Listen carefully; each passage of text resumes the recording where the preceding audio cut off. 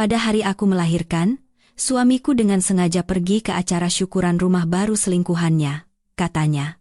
Bahkan tanpa kehadirannya pun, aku akan tetap melahirkan bayiku dengan baik-baik saja. Ibu mertuaku menyuruhku dengan ketus untuk menelepon ibuku sendiri saja. 2 hari kemudian, saat dia melangkah masuk ke ruang perawatan pasca melahirkan dengan angkuh, wajahnya langsung pucat pasi melihat pemandangan di hadapannya. Hujan deras di penghujung musim panas mengguyur kota Jakarta, seolah akan ingin menenggelamkan seluruh dunia dalam tirai air putih. Suara guntur menggelegar, membuat kaca jendela bergetar hebat. Aku meringkuk di sofa tua, memeluk perutku yang membuncit sebesar gunung, keringat dingin membasahi tubuhku. Kipas angin berputar berisik, tetapi rasa sakit kontraksi yang hebat mulai dari perut bagian bawah menjalar hingga ke otak, membuatku sulit bernapas. Kontraksi rahim yang teratur datang tanpa henti, sepertinya ini pertanda bayiku ingin keluar ke dunia 2 minggu lebih awal dari perkiraan. Dengan susah payah, aku mengulurkan tangan dan meraih ponsel di atas meja. Waktu menunjukkan pukul 23.15. Nomor suamiku yang sudah sangat kukenal, Baskara, muncul di layar, tetapi yang kudengar hanyalah nada sambung panjang tanpa harapan. Aku menggigit bibirku hingga berdarah agar tidak menangis. Aku memantapkan hati, berpikir bahwa saat ini hanya diriku sendiri yang bisa menyelamatkan bayi ini. Dengan tangan gemetar, aku membuka aplikasi Gokar untuk memesan taksi. Dengan suara serak karena menahan sakit, aku berkata, "Tolong jemput di gang 15. Air ketuban saya sudah pecah. Tolong, cepatlah datang." Sopir yang mendengar suaraku yang panik meyakinkanku bahwa dia akan segera tiba. Aku teringat nasihat untuk menyiapkan tas perlengkapan melahirkan di dekat pintu. Tas itu, yang sudah kusiapkan sebulan lalu, tergeletak begitu saja di sudut rumah, terasa sepi dan dingin. Sama seperti pemiliknya. Dengan susah payah, aku menyeret tubuhku selangkah demi selangkah menuju pintu. Air mata bercampur dengan air hujan, terasa asin di bibirku, di kepalaku. Pertanyaan itu terus berputar, di mana Baskara sekarang? Taksi melaju kencang menembus hujan deras. Sopir taksi, melihat wajahku yang pucat pasi, bertanya dengan nada prihatin, "Suaminya kemana, Bu? Kok malam-malam hujan badai begini pergi melahirkan sendirian?" Aduh, kasihan sekali, tidak ada yang lebih sedih daripada melahirkan seorang diri. Satu kalimat acuhtaku dari sopir itu terasa seperti menaburkan garam di lukaku. Aku hanya bisa memalingkan wajah keluar jendela. Lampu jalanan tampak kabur di antara air mataku. Dan tenggorokanku tercekat, tak bisa berkata apa-apa. Baskara bilang dia harus menjamu klien penting untuk sebuah kontrak besar perusahaan. Dia berjanji akan segera datang setelah urusannya selesai. Tapi sampai sekarang, tidak ada kabar sama sekali. Meski sudah larut malam, rumah sakit bersalin itu ramai oleh lalu lalang orang. Suara tangis bayi, panggilan keluarga, semuanya bercampur aduk menciptakan suasana yang riuh. Dengan bantuan perawat, aku dipindahkan ke ruang persiapan persalinan. Rasa sakit mencapai puncaknya, seolah tubuhku akan terbelah menjadi 2. Dokter jaga melihat rekam medisku, lalu mengerutkan kening. Ibu punya riwayat tekanan darah rendah, janinnya juga besar dan posisinya kurang baik. Kita mungkin perlu memberikan suntikan epidural untuk persalinan normal, atau jika perlu, operasi CSR darurat. Wali ibu di mana? Tolong masuk untuk menandatangani surat persetujuan. Aku memandang sekeliling dinding putih. Di atas ranjang rumah sakit yang kosong, aku terbaring sendirian, rasa sedih dan takut menyelimuti hatiku. Dengan tangan gemetar, aku mengangkat ponsel. Dengan jari-jari yang basah oleh keringat, aku menelepon Baskara untuk yang ke-11 kalinya. Kali ini, seseorang menjawab begitu nada sambung berakhir, tetapi itu bukan suara berat suamiku yang kukenal. Terdengar suara wanita muda yang centil. "Halo, siapa ya? Mas Baskara lagi sibuk, nggak bisa angkat telepon." Jantungku serasa berhenti berdetak, rasa sakit fisik memudar di hadapan kebingungan yang luar biasa. Dengan sekuat tenaga, aku memaksa suaraku keluar. "Anda siapa? Suami saya di mana? Tolong berikan teleponnya. Saya akan segera melahirkan." Suara di seberang hening sejenak, lalu terdengar tawa yang provokatif. "Oh, Mbak Toh, Mas Baskara lagi mandi, siap-siap buat acara syukuran rumah baru kami, katanya. Mbak disuruh lahiran sendiri saja. Setelah melahirkan, disuruh baik-baik tanda tangan surat cerai dan jangan ganggu hari bahagianya. Setiap kata dari wanita asing itu menusuk jantungku seperti belati. Telingaku berdengung, aku tidak bisa percaya dengan apa yang kudengar. Syukuran rumah baru? Padahal aku dan dia masih tinggal di kontrakan sempit di sebuah gang, menghemat setiap rupiah untuk melunasi utang bank perusahaan. Bahkan sebelum aku bisa bereaksi, suara Baskara terdengar dari seberang telepon, begitu jelas seolah dia ada di depanku. Sinta, itu perempuan gak guna lagi, nggak usah diurusin, melahirkan pun harus pilih hari baik begini, merusak suasana saja. Cepat tutup teleponnya, kita pasang dupa sama-sama. Ponsel di tanganku jatuh ke atas ranjang. Layarnya masih menyala terang, tetapi hatiku tenggelam dalam kegelapan pekat. Rasa sakit kontraksi datang lagi dengan hebat. Air mata mengalir tanpa henti, bukan karena sakit fisik, melainkan karena kekejaman mengerikan dari pria yang pernah kusebut suami. Seorang perawat berlari menghampiriku melihatku terisak. Dia memegang tanganku dan mengguncangnya. "Ibu, tenang, Bu. Tekanan darah ibu turun terlalu cepat. Ini berbahaya bagi bayinya. Keluarga ibu di mana?" Dengan pandangan kabur karena air mata, aku menatap perawat itu dan menggelengkan kepala dengan putus asa. Tenggorokanku tercekat, tak bisa berkata-kata. Tepat pada saat itu, pintu ruang tunggu terbuka dengan kasar. Seorang wanita dengan rambut keabuan yang basah kuyup karena hujan masuk sambil membawa tas besar dan kecil di kedua tangannya. Dengan napas terengah-engah, dia berkata, "Rania, ibu datang untuk anak ibu. Itu adalah ibuku. Ibuku datang dari kampung di Jawa Tengah, menempuh ratusan kilometer menembus hujan dengan bus terakhir hanya untukku." Melihat ibuku, semua emosi yang kutahan meledak. Aku menangis meraung-raung seperti anak kecil. "Ibu. Sakit sekali.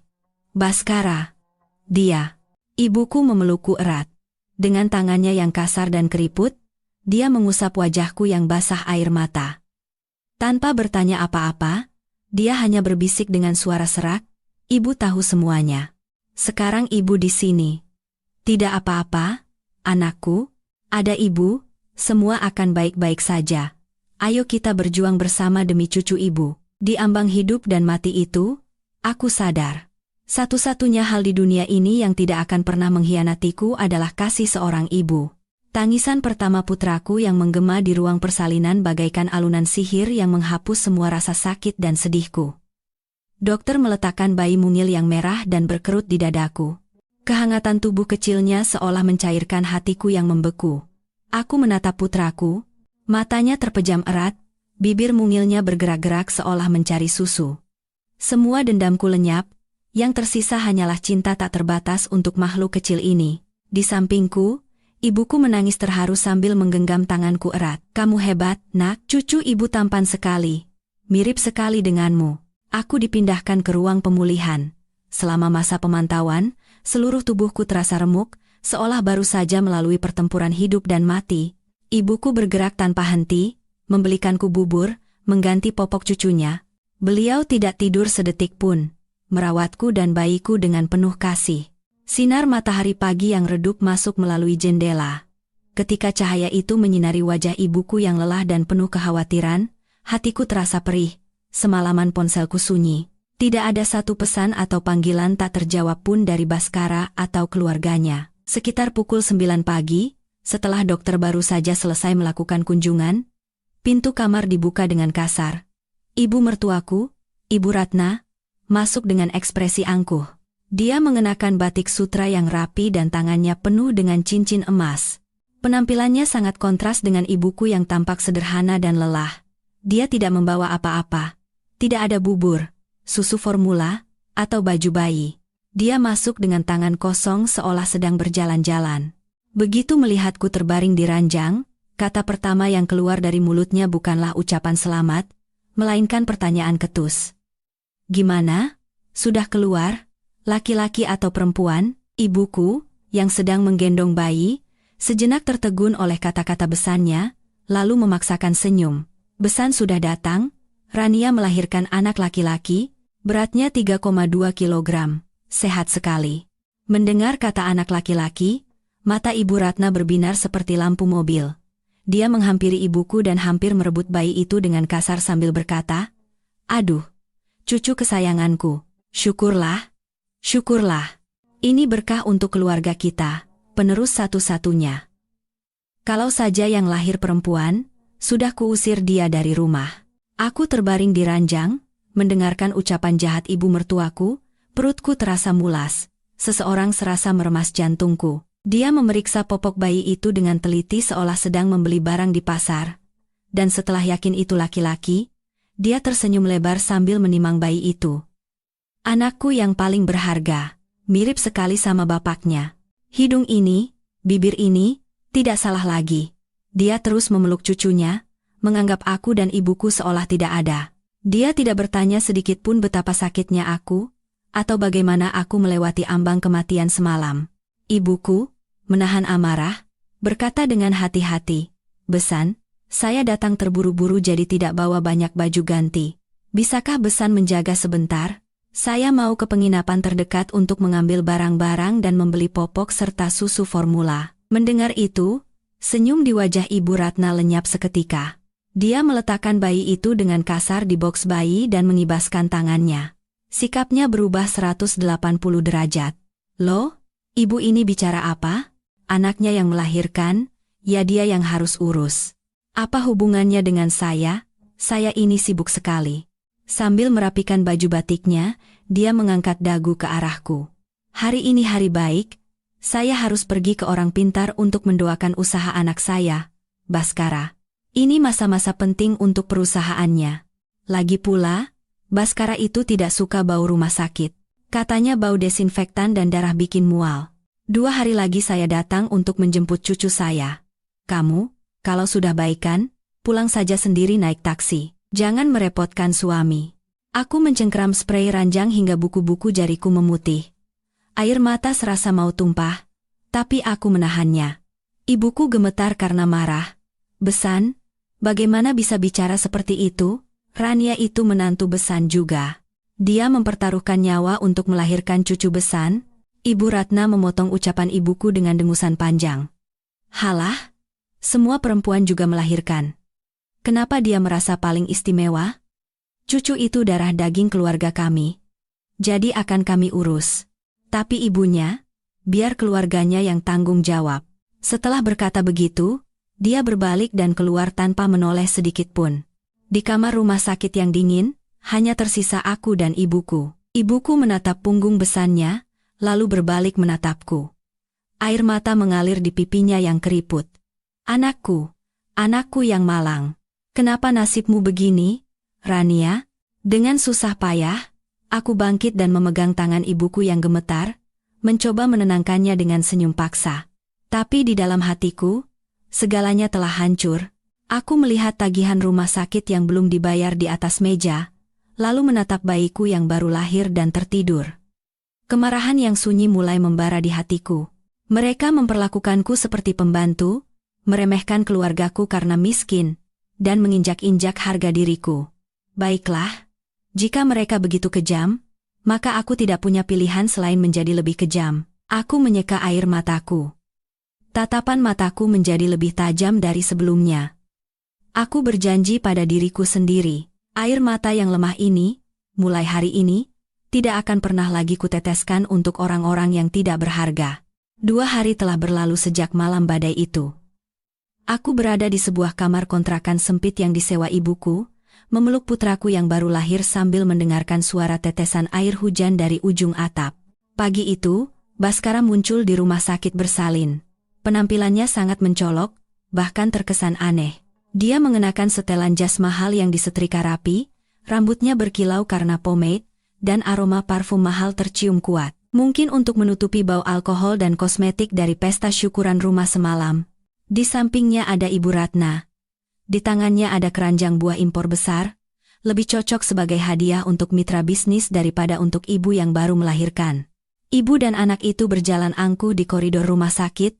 Sambil berjalan, Baskara mengeluarkan ponselnya, menggunakannya seperti cermin untuk merapikan dasinya. Dia sudah merencanakan semuanya. Hari ini, Dia akan berperan sebagai suami teladan dan ayah yang bahagia, menjemput istri dan anaknya pulang. Dia berencana mengambil beberapa foto keluarga yang hangat, lalu mengunggahnya ke media sosial dengan tulisan yang sentimental. Tujuannya adalah untuk mendapatkan kepercayaan dari para pemegang saham dan mitra menjelang penggalangan dana investasi untuk perusahaannya. Dia mendorong pintu kamar pemulihan nomor 305. Dengan senyum palsu yang sudah disiapkan, dia berkata dengan suara yang dibuat-buat manis, "Sayang, ayah dan nenek datang menjemput jagoan kita dan kamu. Di mana anak ayah?" Namun, yang menjawab suaranya yang ceria hanyalah keheningan yang mencekam. Kamar itu kosong. Ranjang tempatku terbaring 2 hari lalu kini tertutup sprei putih yang kencang, seolah tidak pernah ada siapapun di sana. Senyum di bibir Baskara membeku. Dia kaku seperti patung lilin yang gagal dibuat. Di belakangnya, Ibu Ratna juga tampak bingung dan menjatuhkan keranjang buahnya. Beberapa buah apel menggelinding di lantai. Baskara berlari ke meja perawat, mencengkram lengan seorang perawat dan berteriak, "Istri saya di mana?" "Pasien kamar 305, Rania, kemana dia? Bagaimana kalian bekerja sampai pasien bisa menghilang?" Perawat itu, yang semalam melihatku menderita sendirian, menatapnya dengan pandangan jijik dan menjawab dengan dingin. "Ibu Rania sudah menyelesaikan administrasi dan pulang pada jam 5 pagi tadi. Beliau berpesan tidak ingin merepotkan suami dan ibu mertuanya," katanya. "Beliau khawatir bau rumah sakit akan mengotori jas mahal suaminya. Biaya rumah sakit sudah lunas semua. Dan beliau menitipkan ini untuk Anda." Dia menyerahkan sebuah amplop coklat tebal kepada Baskara. "Itu amplop dokumen, bukan surat cinta." Baskara menyambar amplop itu dan merobeknya dengan tangan gemetar. Isinya bukan surat cerai penuh air mata atau surat wasiat penuh dendam yang dia bayangkan. Isinya adalah surat pemberitahuan tunggakan pinjaman dari bank. "Apartemen atas nama kami berdua sudah menunggak cicilan selama 3 bulan. Bersama surat itu, terlampir salinan surat kuasa dengan tanda tanganku." Tapi tulisan tangannya tampak gemetar dan janggal. Siapapun bisa melihat itu palsu. Di bawahnya, ada satu baris kalimat yang kutulis dengan pulpen merah, penuh dengan tekad sekuat baja. "Kau ingin aku menandatangani surat persetujuan pinjaman dana tahap kedua untuk IPO perusahaanmu? Bermimpilah. Sekarang kau tahu siapa yang memegang kendali, kan?" Membaca tulisan itu, wajah Baskara pucat pasi. AC rumah sakit berhembus dingin, tetapi keringat dingin mengucur deras dari dahinya. Dia terhuyung beberapa langkah ke belakang dan bersandar di dinding yang dingin. Kertas di tangannya jatuh lemas ke lantai seperti daun kering. Pada saat yang sama, ponsel di sakunya berdering nyaring. Di layar tertera nama, Pak Tirtayasa, Ventura Capital. Nada dering itu terdengar mendesak, seperti vonis mati. Baskara buru-buru menjawab telepon. Suaranya bergetar seperti daun ditiup angin. "Halo, Pak Tirtayasa." "Ya, Pak, ya." "Istri saya. Istri saya sedang sedikit lelah." "Ya, sore ini pasti saya dapatkan tanda tangannya." "Jangan khawatir, Pak." Menutup telepon, Baskara menoleh ke ibunya. Matanya penuh ketakutan dan keputusasaan. Ibu Ratna sepertinya masih belum mengerti situasinya. Dia memungut apel yang jatuh di lantai, mengelapnya ke bajunya, dan bergumam, "Dasar perempuan tidak tahu diuntung. Pulang tanpa izin.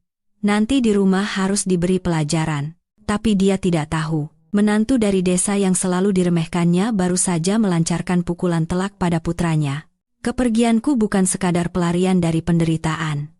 Itu adalah langkah pertama dari sebuah rencana untuk mendapatkan keadilan bagi diriku dan putraku." Malam itu, di sebuah desa yang tenang di mana suara kodok di sawah terdengar jelas, kedamaian tiba-tiba terusik oleh suara mesin mobil dan gedoran pintu yang keras. Aku yang sedang menidurkan putraku terkejut oleh suara itu. Ibuku, mengira ada maling, bergegas keluar sambil membawa sapu. Namun, ketika pintu kayu tua itu terbuka, yang berdiri di sana bukanlah maling, melainkan Baskara. Dasinya longgar, dan kedua matanya merah karena amarah dan ketakutan. Tanpa menyapa ibu mertuanya, Baskara menerobos masuk ke dalam rumah seperti badai dan berteriak, "Rania, di mana kamu? Keluar sekarang. Hebat sekali kamu, ya. Tidak cukup menghilang, sekarang kamu mengancamku." Ibuku terkejut dan menghalangi pintu kamar dengan kedua lengannya. Suaranya bergetar, tetapi tegas. Apa-apaan ini? Rania baru saja melahirkan, tubuhnya masih lemah. Kamu sudah gila? Datang malam-malam begini, membuat keributan? Baskara menepis lengan ibuku dengan kasar. Karena kekuatan pria yang marah itu, ibuku terhuyung dan hampir jatuh. Aku berjalan keluar dari kamar. Aku masih mengenakan piyama longgar dan handuk di kepala. Tetapi tatapan mataku saat menatapnya anehnya begitu tenang. Tidak seperti 2 tahun terakhir di mana aku selalu menunduk di hadapannya. Aku tidak menangis atau merasa takut. Aku dengan tenang meletakkan jari telunjuk di bibirku dan memberi isyarat SSTS. Lalu aku menunjuk ke teras. Kita bicara di luar. Nanti bayinya bangun. Di teras, di bawah cahaya lampu pijar yang redup, kami berhadapan. Baskara menatapku tajam. Dia melemparkan amplop yang kutinggalkan di rumah sakit ke atas meja kayu. Kamu sudah gila? Kamu tahu betapa malunya aku di depan orang-orang rumah sakit hari ini? Apa maksudmu meninggalkan kertas rongsokan ini? Kamu mau menuntutku karena memalsukan tanda tangan? Kalau masalah ini sampai tersebar, keluarga kita bisa jadi gelandangan, tahu tidak? Aku menatapnya. Pria yang pernah kucintai dengan segenap hati, yang demi kesuksesannya aku korbankan segalanya, kini menunjukkan sifat aslinya yang egois dan hina.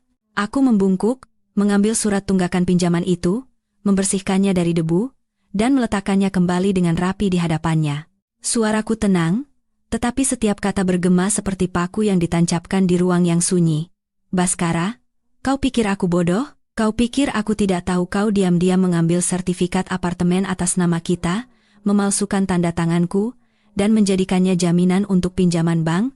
Kau menggunakan uang itu untuk memoles laporan keuangan perusahaanmu, kan? Kau pikir aku tidak tahu kau menggunakan uang perusahaan untuk membayar sewa dan menyembunyikan selingkuhan rubahmu? Si Sinta itu, di apartemen mewah? Baskara ternganga, membeku. Dia tidak pernah membayangkan bahwa istrinya, yang selama ini hanya berkutat di dapur dan mengurus anak, tahu semua perbuatannya sampai sedetail ini. Keberaniannya yang tadi meluap-luap lenyap seketika seperti balon yang kempis. Dia tergagap. Kakakmu. Memata-mataiku, jangan percaya omongan orang sembarangan. Aku tertawa sinis mendengar pembelaannya yang kikuk dan memotongnya. Tidak perlu dimata-matai, kau dan perempuan itu sudah menunjukkan semuanya sendiri. Sekarang, aku beri kau 2 pilihan. 1, turuti semua perkataanku mulai sekarang. Maka untuk sementara aku akan diam. 2. Besok pagi surat laporan pemalsuan dokumen dan penipuan pinjaman akan ada di meja direktur bank dan kepala polisi. Dengan begitu, mimpimu untuk IPO akan hancur berkeping-keping, dan kau akan makan nasi penjara, bukan nasi rumah. Baskara menatapku lekat-lekat. Pupil matanya bergetar cemas, dan keringat dingin mulai membasahi dahinya lagi. Dia tahu betul bahwa ini adalah saat paling krusial bagi perusahaannya. Jangankan tuntutan hukum, satu rumor buruk saja bisa membuat investor menarik dana mereka dan bank menekan pinjaman. Aku bersandar di tiang, merasakan angin malam yang dingin.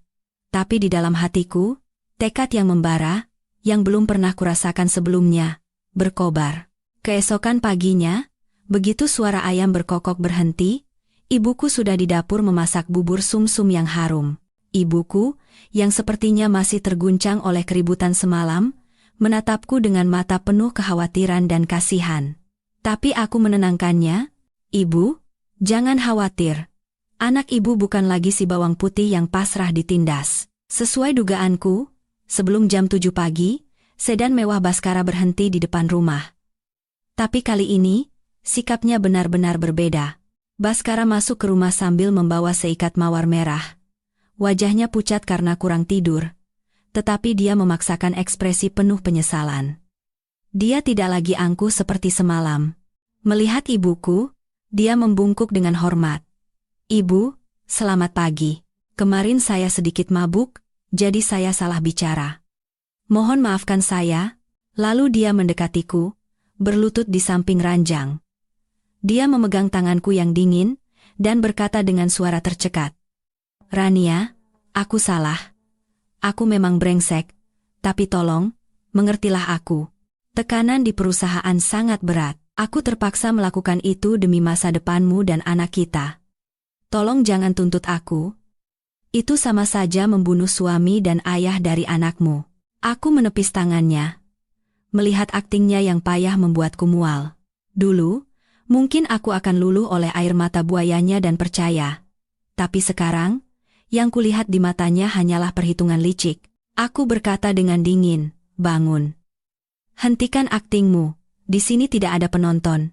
Katakan saja langsung apa maumu. Baskara bangkit dan berbisik dengan suara pelan.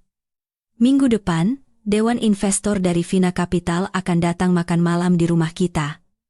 Mereka sangat mementingkan nilai-nilai keluarga. Mereka ingin melihat citra keluarga yang bahagia, pasangan yang harmonis. Tolong, bantu aku sekali ini saja. Berperanlah sebagai istri yang baik. Kalau investasi ini berhasil, aku janji akan benar-benar baik padamu. Aku akan putus dengan perempuan itu dan fokus pada pekerjaan. Aku bersumpah. Aku tersenyum sinis. Aku menatapnya lurus dengan tatapan tajam. Baiklah. Aku akan kembali. Aku akan menyiapkan makan malam paling mewah dan berperan sebagai istri yang paling sempurna. Tapi, semua ada harganya. Jika kau ingin aku menyelamatkanmu dan menjaga topengmu yang gemerlap itu, kau harus membayar biaya penampilan yang pantas. Baskara sejenak tertegun, lalu mengangguk cepat. Tentu, apapun yang kau mau akan kuberikan. Tas mewah, mobil, atau liburan ke luar negeri? Aku tidak butuh barang-barang semu seperti itu. Suaraku tegas. Transfer 5 miliar rupiah ke rekening pribadiku sekarang juga, atas nama dana jaminan biaya hidup anak. Uang ini akan menjadi milik pribadiku. Tidak ada hubungannya dengan harta bersama.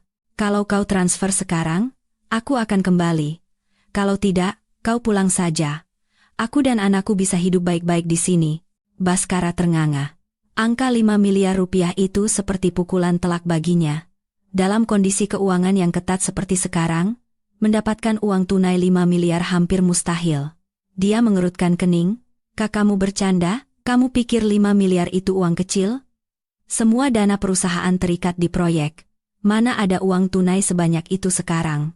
Bagaimana kalau 500 juta dulu? Aku menggeleng tegas. Tidak ada tawar-menawar. Entah kau pinjam dari rentenir atau dari selingkuhanmu, itu urusanmu.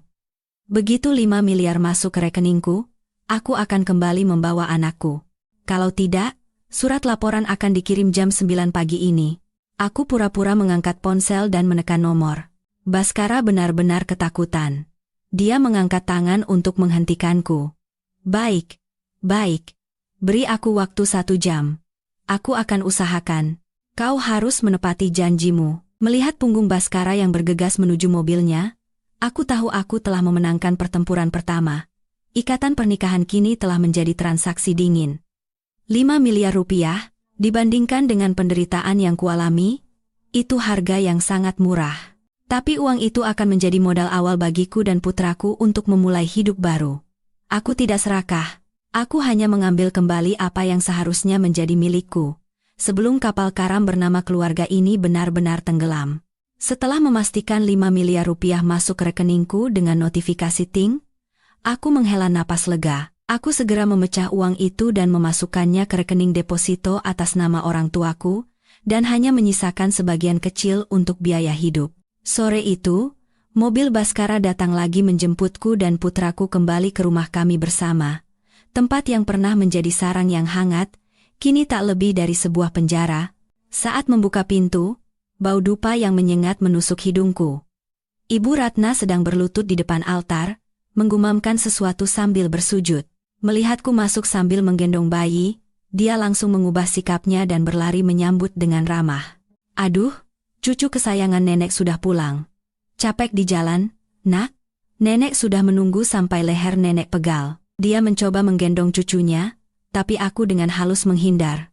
Ibu, bayinya baru saja minum susu dan tidur. Sebaiknya diletakkan di kamar yang tenang.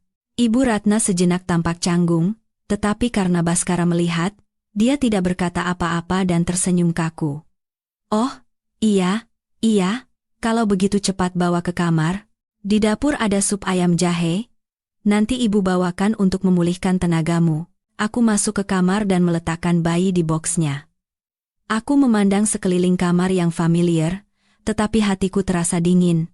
Semuanya masih sama, tetapi perasaan akrab itu telah hilang. Tak lama kemudian, Ibu Ratna datang membawa sup ayam. Aroma rempahnya harum, tapi aku sama sekali tidak berselera. Dia meletakkan mangkuk sup dan berkata dengan ramah, "Cepat dimakan sebelum dingin. Ibu pilih ayam kampung yang paling bagus. Makan yang banyak biar ASImu lancar untuk cucu nenek." Aku dengan enggan mengucapkan terima kasih. Dia duduk sejenak, menatapku dan mengobrol hal-hal sepele, tetapi matanya gelisah melirik keluar jendela, seolah sedang menunggu sesuatu. "Ya sudah, cepat dimakan. Nenek mau bersih-bersih di bawah dulu." Ibu Ratna berkata begitu lalu bergegas keluar kamar. Tapi karena terlalu terburu-buru, dia lupa menutup pintu dengan rapat. Aku berniat menyuap sesendok sup sebagai formalitas, tetapi aku menghentikan gerakanku ketika mendengar suara telepon samar dari bawah tangga. Karena penasaran, aku bertelanjang kaki dan mengendap-endap ke dekat pintu untuk menguping. Karena rumah ini bertingkat dan sore itu sepi, percakapan telepon Ibu Ratna di ruang tamu lantai 1 terdengar cukup jelas. "Halo, Sinta, sayang?" "Iya, ini Ibu." "Aduh, kasihan kamu hari ini ke rumah sakit sendirian." Si Baskara itu sibuk sekali. Istrinya baru saja pulang, jadi dia mungkin lagi sibuk berakting. "Iya?" "Jangan khawatir, Ibu anggap si Rania itu cuma pembantu. Nanti kalau urusan selesai dan cucu sudah besar, langsung kita usir." "Dasar perempuan kampung, berani-beraninya mengincar posisi menantu di rumah ini. Jelas tidak sebanding denganmu, kan?" Dia terkekeh. Suaranya manis dan menjilat, sangat berbeda dengan nada dinginnya saat berbicara denganku. "Iya, sabar sedikit ya. Ibu sudah bilang ke Baskara, kalau urusan ini selesai, dia akan membelikanmu mobil baru. Jadi, jaga kandunganmu baik-baik ya. Kalau kamu bisa melahirkan satu lagi anak laki-laki, apapun yang kamu mau akan Ibu kabulkan." Aku berdiri di balik pintu, membeku, mangkuk sup di tanganku hampir jatuh. Setiap kata ibu mertuaku menusuk gendang telingaku seperti jarum dan menembus hingga ke jantung. Ternyata, sup ayam ini bukanlah bentuk perhatian, melainkan obat penenang untuk membuatku tertidur di dalam perangkap yang mereka pasang. Mereka menganggapku korban bodoh, dan selingkuhan itu, dialah keluarga sejati yang mereka puja-puja. Aku menelan air mataku dan kembali ke ranjang. Melihat sup ayam yang masih mengepul, rasa pahit naik ke tenggorokanku. Aku membuang sup itu ke toilet dan menyiramnya, seolah-olah sedang membersihkan sisa-sisa harapan terakhirku di rumah ini. Aku merias bibirku dengan sedikit lipstik agar terlihat lebih segar. Lalu aku menggendong putraku dan berbisik, "Sayang, nenekmu jago sekali berakting, ya? Tapi, ayo kita lihat bersama bagaimana akhir dari sandiwara ini, nak." Aku sadar bahwa musuh yang harus kuhadapi sekarang bukan hanya suami yang bejat, tetapi seluruh keluarganya yang penuh perhitungan dan kemunafikan. Malam itu, udara di rumah besar itu begitu dingin hingga suara AC dan dengung nyamuk di sudut dinding pun terdengar. Baskara baru pulang menjelang tengah malam. Wajahnya lelah, dan bau rokok menempel kuat di bajunya. Dia tidak langsung masuk ke kamar tidur, melainkan duduk di ruang tamu dan terus merokok. Asap mengepul seperti kabut, menutupi kemunafikannya yang menyedihkan. Aku tahu dia sedang menungguku. Untuk menyelesaikan transaksi dingin yang telah kami sepakati, transaksi membeli kedamaian dengan uang tunai. Aku menggendong putraku dan diam-diam menuruni tangga. Suara sandalku di lantai kayu membuat Baskara terkejut dan menoleh. Dia mematikan rokoknya di asbak, lalu dari saku dalam jasnya dia mengeluarkan smartphone model terbaru. Dengan ekspresi enggan, dia dengan cepat menekan layar. Dia tidak menatapku. Dia hanya menatap angka-angka yang menari di aplikasi bank dan berkata dengan suara serak, 5 miliar sudah kusiapkan. Cek rekeningmu. Ini semua uang pinjaman dari rentenir. Bunganya gila-gilaan. Kalau sudah terima uangnya, jaga mulutmu baik-baik. Aku meletakkan putraku di box bayi di sudut ruang tamu dan mengangkat ponselku. Cahaya layar biru menyinari wajahku yang tanpa ekspresi. Kacing. Suara notifikasi itu kering dan singkat. Tetapi itu adalah suara yang mengakhiri sepenuhnya ilusi terakhirku tentang pernikahan ini. Aku menatap deretan angka panjang di rekeningku. Di dalam hatiku, bukannya senang, yang ada hanyalah rasa pahit yang menyesakkan, 5 miliar rupiah. Itulah harga untuk 4 tahun masa mudaku, tahun-tahun bekerja sambil mengencangkan ikat pinggang, persalinan di ambang kematian, dan pengkhianatan yang tak tahu malu ini. Aku mengangkat kepala, menatap Baskara, dan berkata dengan tenang, uangnya sudah kuterima. Sampai perusahaanmu berhasil IPO, aku akan setia pada peranku. Tapi ingat, ini biaya hidup anak, bukan uang suap untuk membungkamku. Baskara menghela napas panjang, seolah baru saja melepaskan beban seberat ribuan ton. Sikapnya yang tadi memelas telah hilang, digantikan oleh kesombongan khas orang yang punya uang. Dia bangkit, merapikan kerah bajunya, dan tersenyum sinis. Sudah terima uangnya, kan?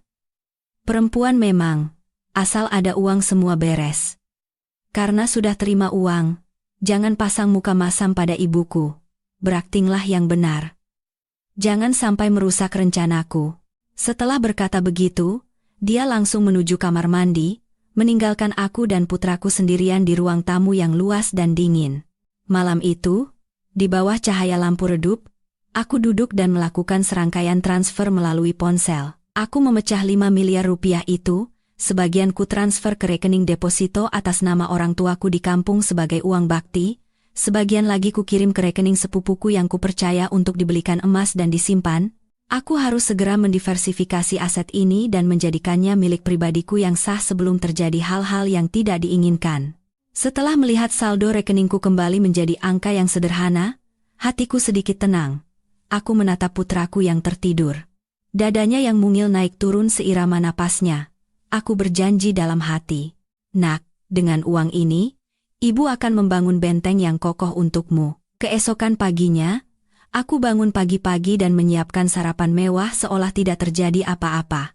Ketika Baskara dan Ibu Ratna duduk di meja makan, aku tersenyum, menyapa, dan menyajikan lauk pauk untuk mereka, memainkan peran sebagai istri yang baik dengan sempurna.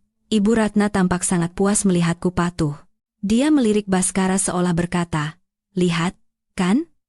Ku bilang juga apa, kasih uang saja pasti beres." Mereka tidak tahu. Senyum di bibirku bukanlah senyum kepatuhan, melainkan senyum seseorang yang dari atas panggung menyaksikan tarian para boneka. Aku sudah memegang kunci menuju pintu kebebasan.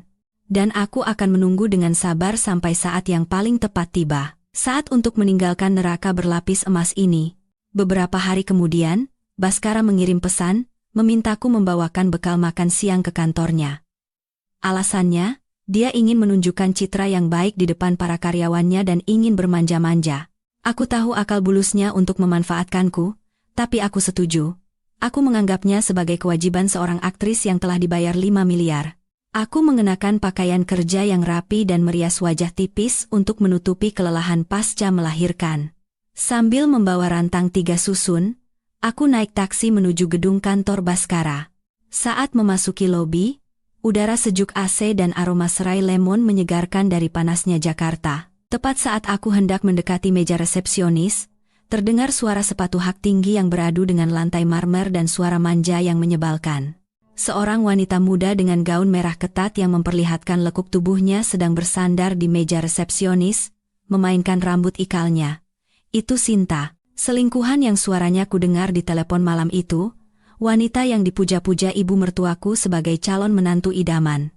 Sinta menoleh padaku, menatapku dari atas ke bawah dengan pandangan meremehkan, lalu tatapannya berhenti pada rantang di tanganku. Dia tersenyum sinis, lalu berdiri menghalangi jalanku. Suaranya penuh provokasi. Lo, siapa ini? Istrinya Mas Baskara, kan? Ya ampun, baru berapa hari melahirkan sudah repot-repot bawain bekal buat suami? Takut banget ya suaminya direbut orang." Aku menatapnya.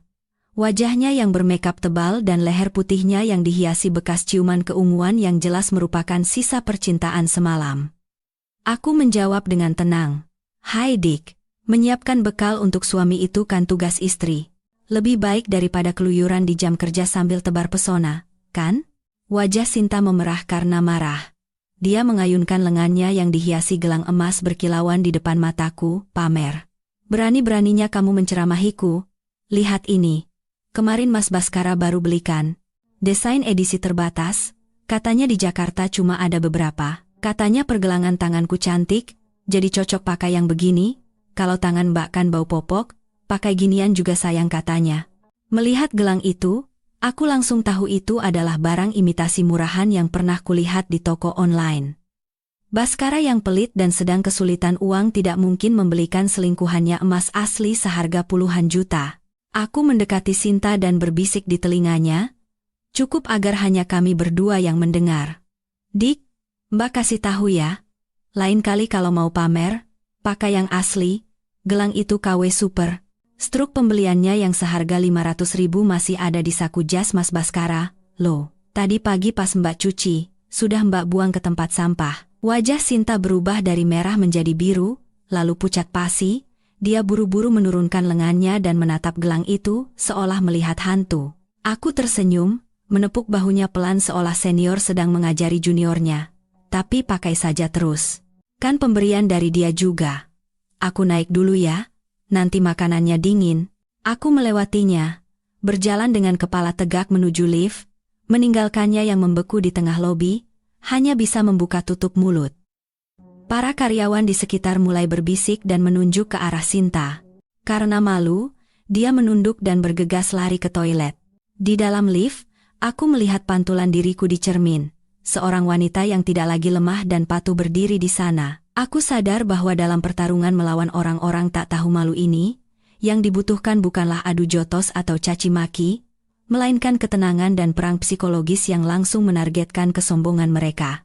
Di akhir pekan, rumah kami didekorasi dengan mewah untuk menyambut investor strategis yang sedang diincar Baskara, Pak Tirtayasa dan istrinya.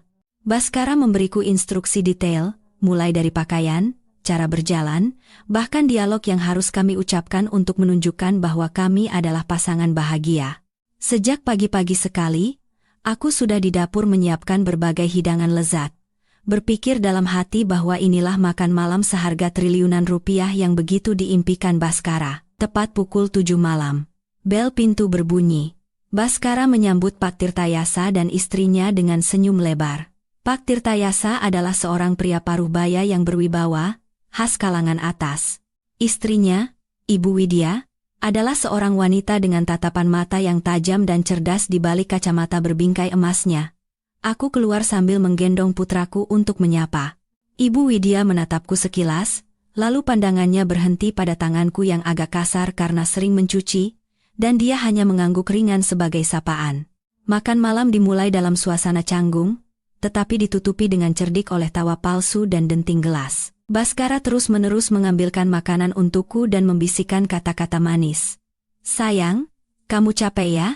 Makan yang banyak biar pulih tenaganya. Pak Tirtayasa mungkin tidak tahu, tapi istri saya ini jago sekali mengurus rumah. Semua urusan rumah tangga diurus olehnya, jadi saya bisa fokus bekerja.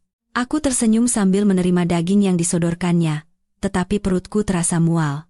Duduk di seberang, Ibu Widya tidak banyak bicara, tetapi dia mengamati setiap gerak-gerik kami dengan saksama. Tiba-tiba dia bertanya, "Saya dengar Pak Baskara sangat sibuk.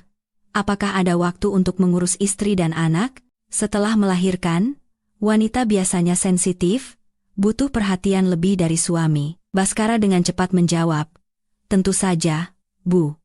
Sesibuk apapun, saya selalu berusaha pulang cepat untuk istri dan anak saya.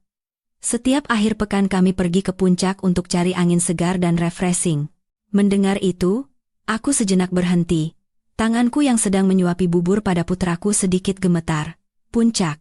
Ya, dia sering ke puncak, tapi itu bersama Sinta, menuju apartemen mewahnya, bukan untuk mengajakku dan anakku. Aku berpura-pura tidak terjadi apa-apa dan dengan lembut ikut dalam percakapan. Iya, Mas Baskara memang perhatian sekali. Hanya saja karena terlalu sibuk, kadang suka lupa. Beberapa waktu lalu, dia membawakan bubur lobster untuk pemulihan saya, tapi dia lupa kalau anak kami alergi kerang-kerangan. Hampir saja seluruh tubuhnya bentol-bentol. Untung saya sadar duluan, jadi tidak terjadi apa-apa. Perkataanku itu seperti menyiramkan air dingin di tengah makan malam. Senyum di wajah Baskara membeku. Dia panik, wajahnya memerah, dan dia tergagap. Ah, waktu itu aku lagi pusing sekali, jadi lupa. Akhir-akhir ini banyak kerjaan, jadi sering pelupa. Pak Tirtayasa tertawa dan menganggapnya angin lalu, Tetapi Ibu Widya berbeda. Dia meletakkan sumpitnya dan menatap Baskara dengan tatapan menyelidik, lalu menatapku dengan tatapan penuh pengertian yang aneh. Ibu Widya berkata perlahan tapi penuh makna, pria membangun rumah, wanita membangun keluarga. Tapi keluarga itu harus hangat, agar pria bisa dengan tenang membangun rumah yang tinggi. Kalau fondasinya goyah, setinggi apapun rumah itu pasti akan runtuh. Benar begitu, kan, Pak Baskara? Baskara hanya bisa mengangguk, keringat dingin mulai mengalir di dahinya. Aku tahu bahwa Ibu Widya adalah orang yang cerdas dan sudah menyadari keretakan dalam sandiwara sempurna yang disutradarai Baskara. Setelah makan malam selesai, Pak Tirtayasa dan istrinya pamit pulang. Sebelum masuk mobil, Ibu Widya menggenggam tanganku erat dan menyelipkan kartu nama pribadinya, lalu berbisik pelan, "Kalau butuh bantuan, hubungi saya kapan saja. Kita sesama perempuan harus saling bantu." Aku menatap sedan mewah yang menghilang dalam kegelapan sambil menggenggam erat kartu nama di tanganku. Rasanya seperti mendapatkan sekutu penting dalam pertarungan soliter ini. Baskara pulang ke rumah dengan wajah penuh amarah, tapi aku tidak peduli. Aku tahu benih kecurigaan telah ditanam di hati investor, dan itu akan segera tumbuh menjadi pohon berduri yang akan merusak rencananya. Setelah para tamu pulang, Baskara mabuk dan pingsan di sofa, menggumamkan angka-angka miliaran dan nama-nama proyek hantu.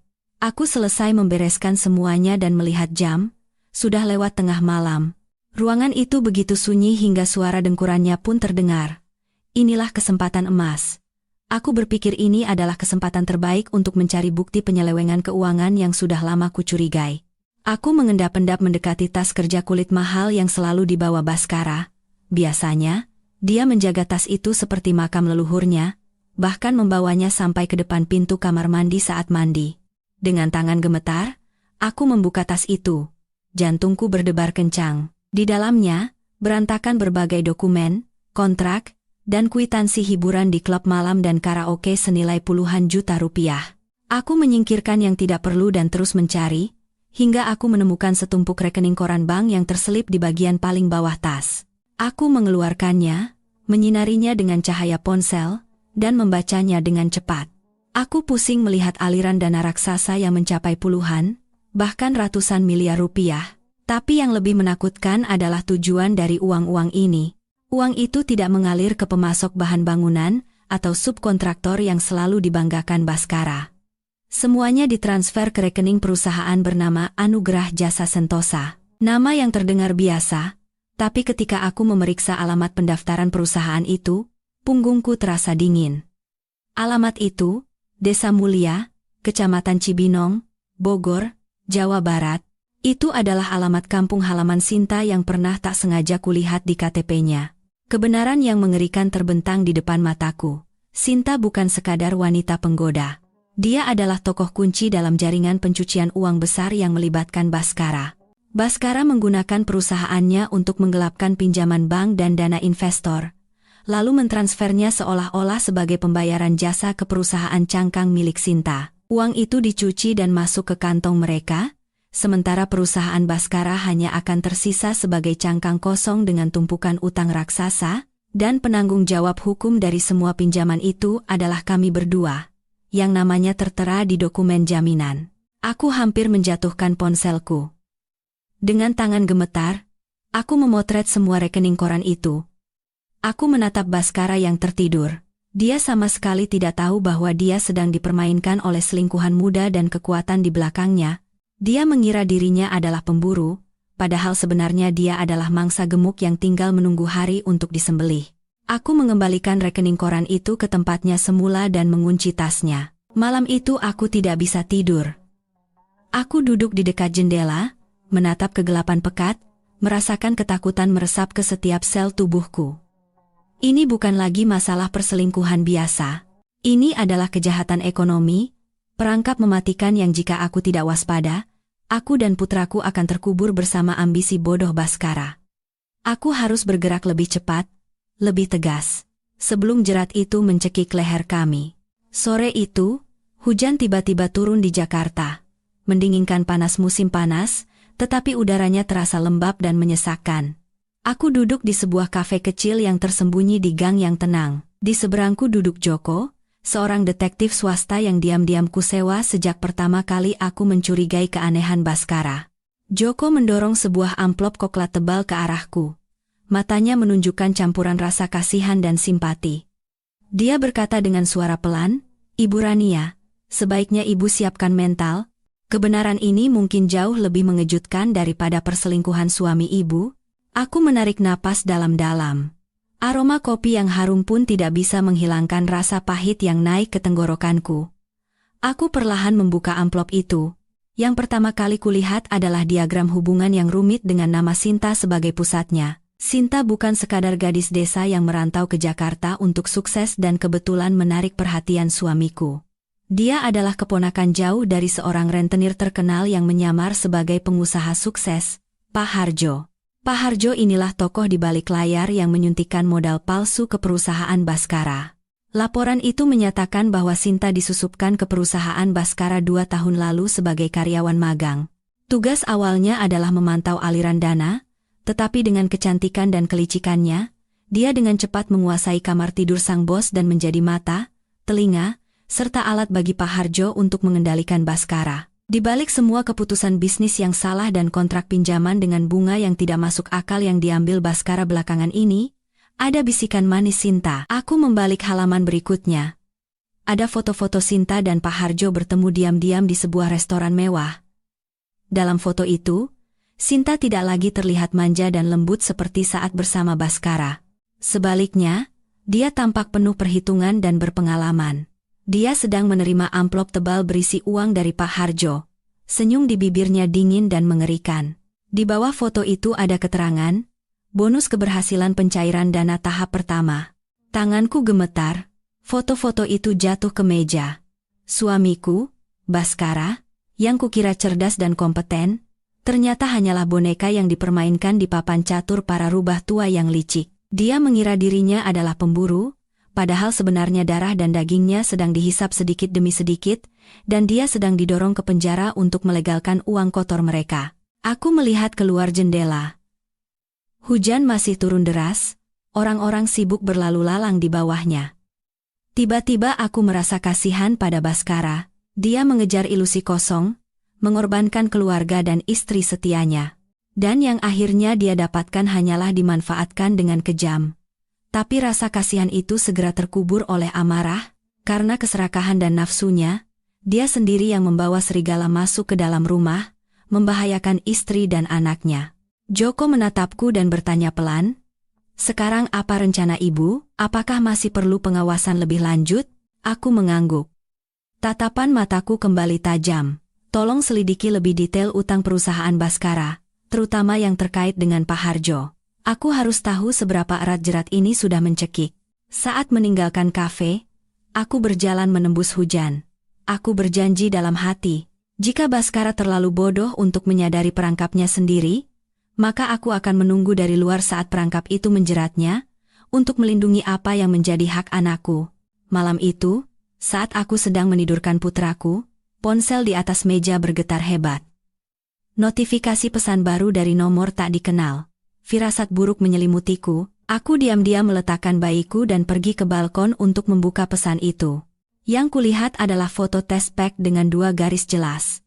Lalu foto USG dengan lingkaran merah di tulisan janin kembar. Di bawahnya, serangkaian foto kamar tidur yang vulgar, menunjukkan Baskara tertidur pulas di samping Sinta. Wajahnya penuh kepuasan yang menjijikkan. Pesan terakhir adalah kalimat yang provokatif dan sombong.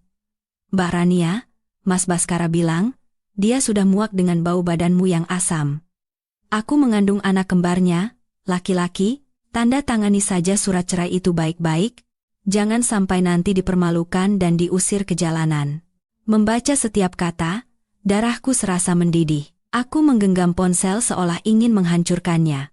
Dia tidak hanya merebut suamiku, tapi juga ingin menginjak-injak harga diriku dengan foto-foto kotor ini, membuatku marah dan membuat keributan.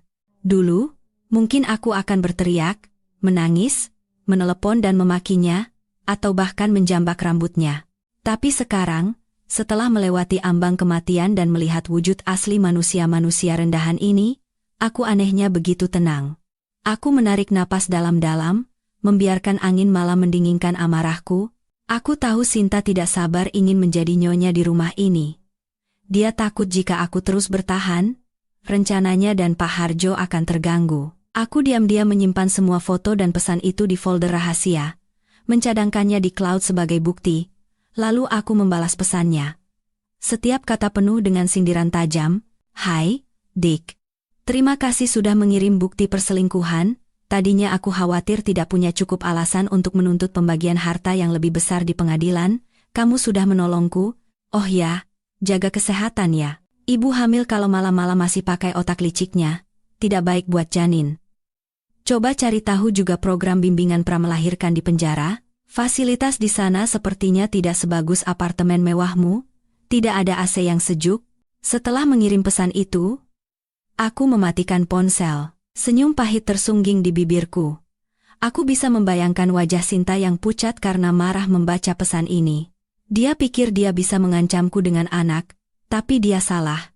Aku bukan lagi wanita yang bergantung pada suami.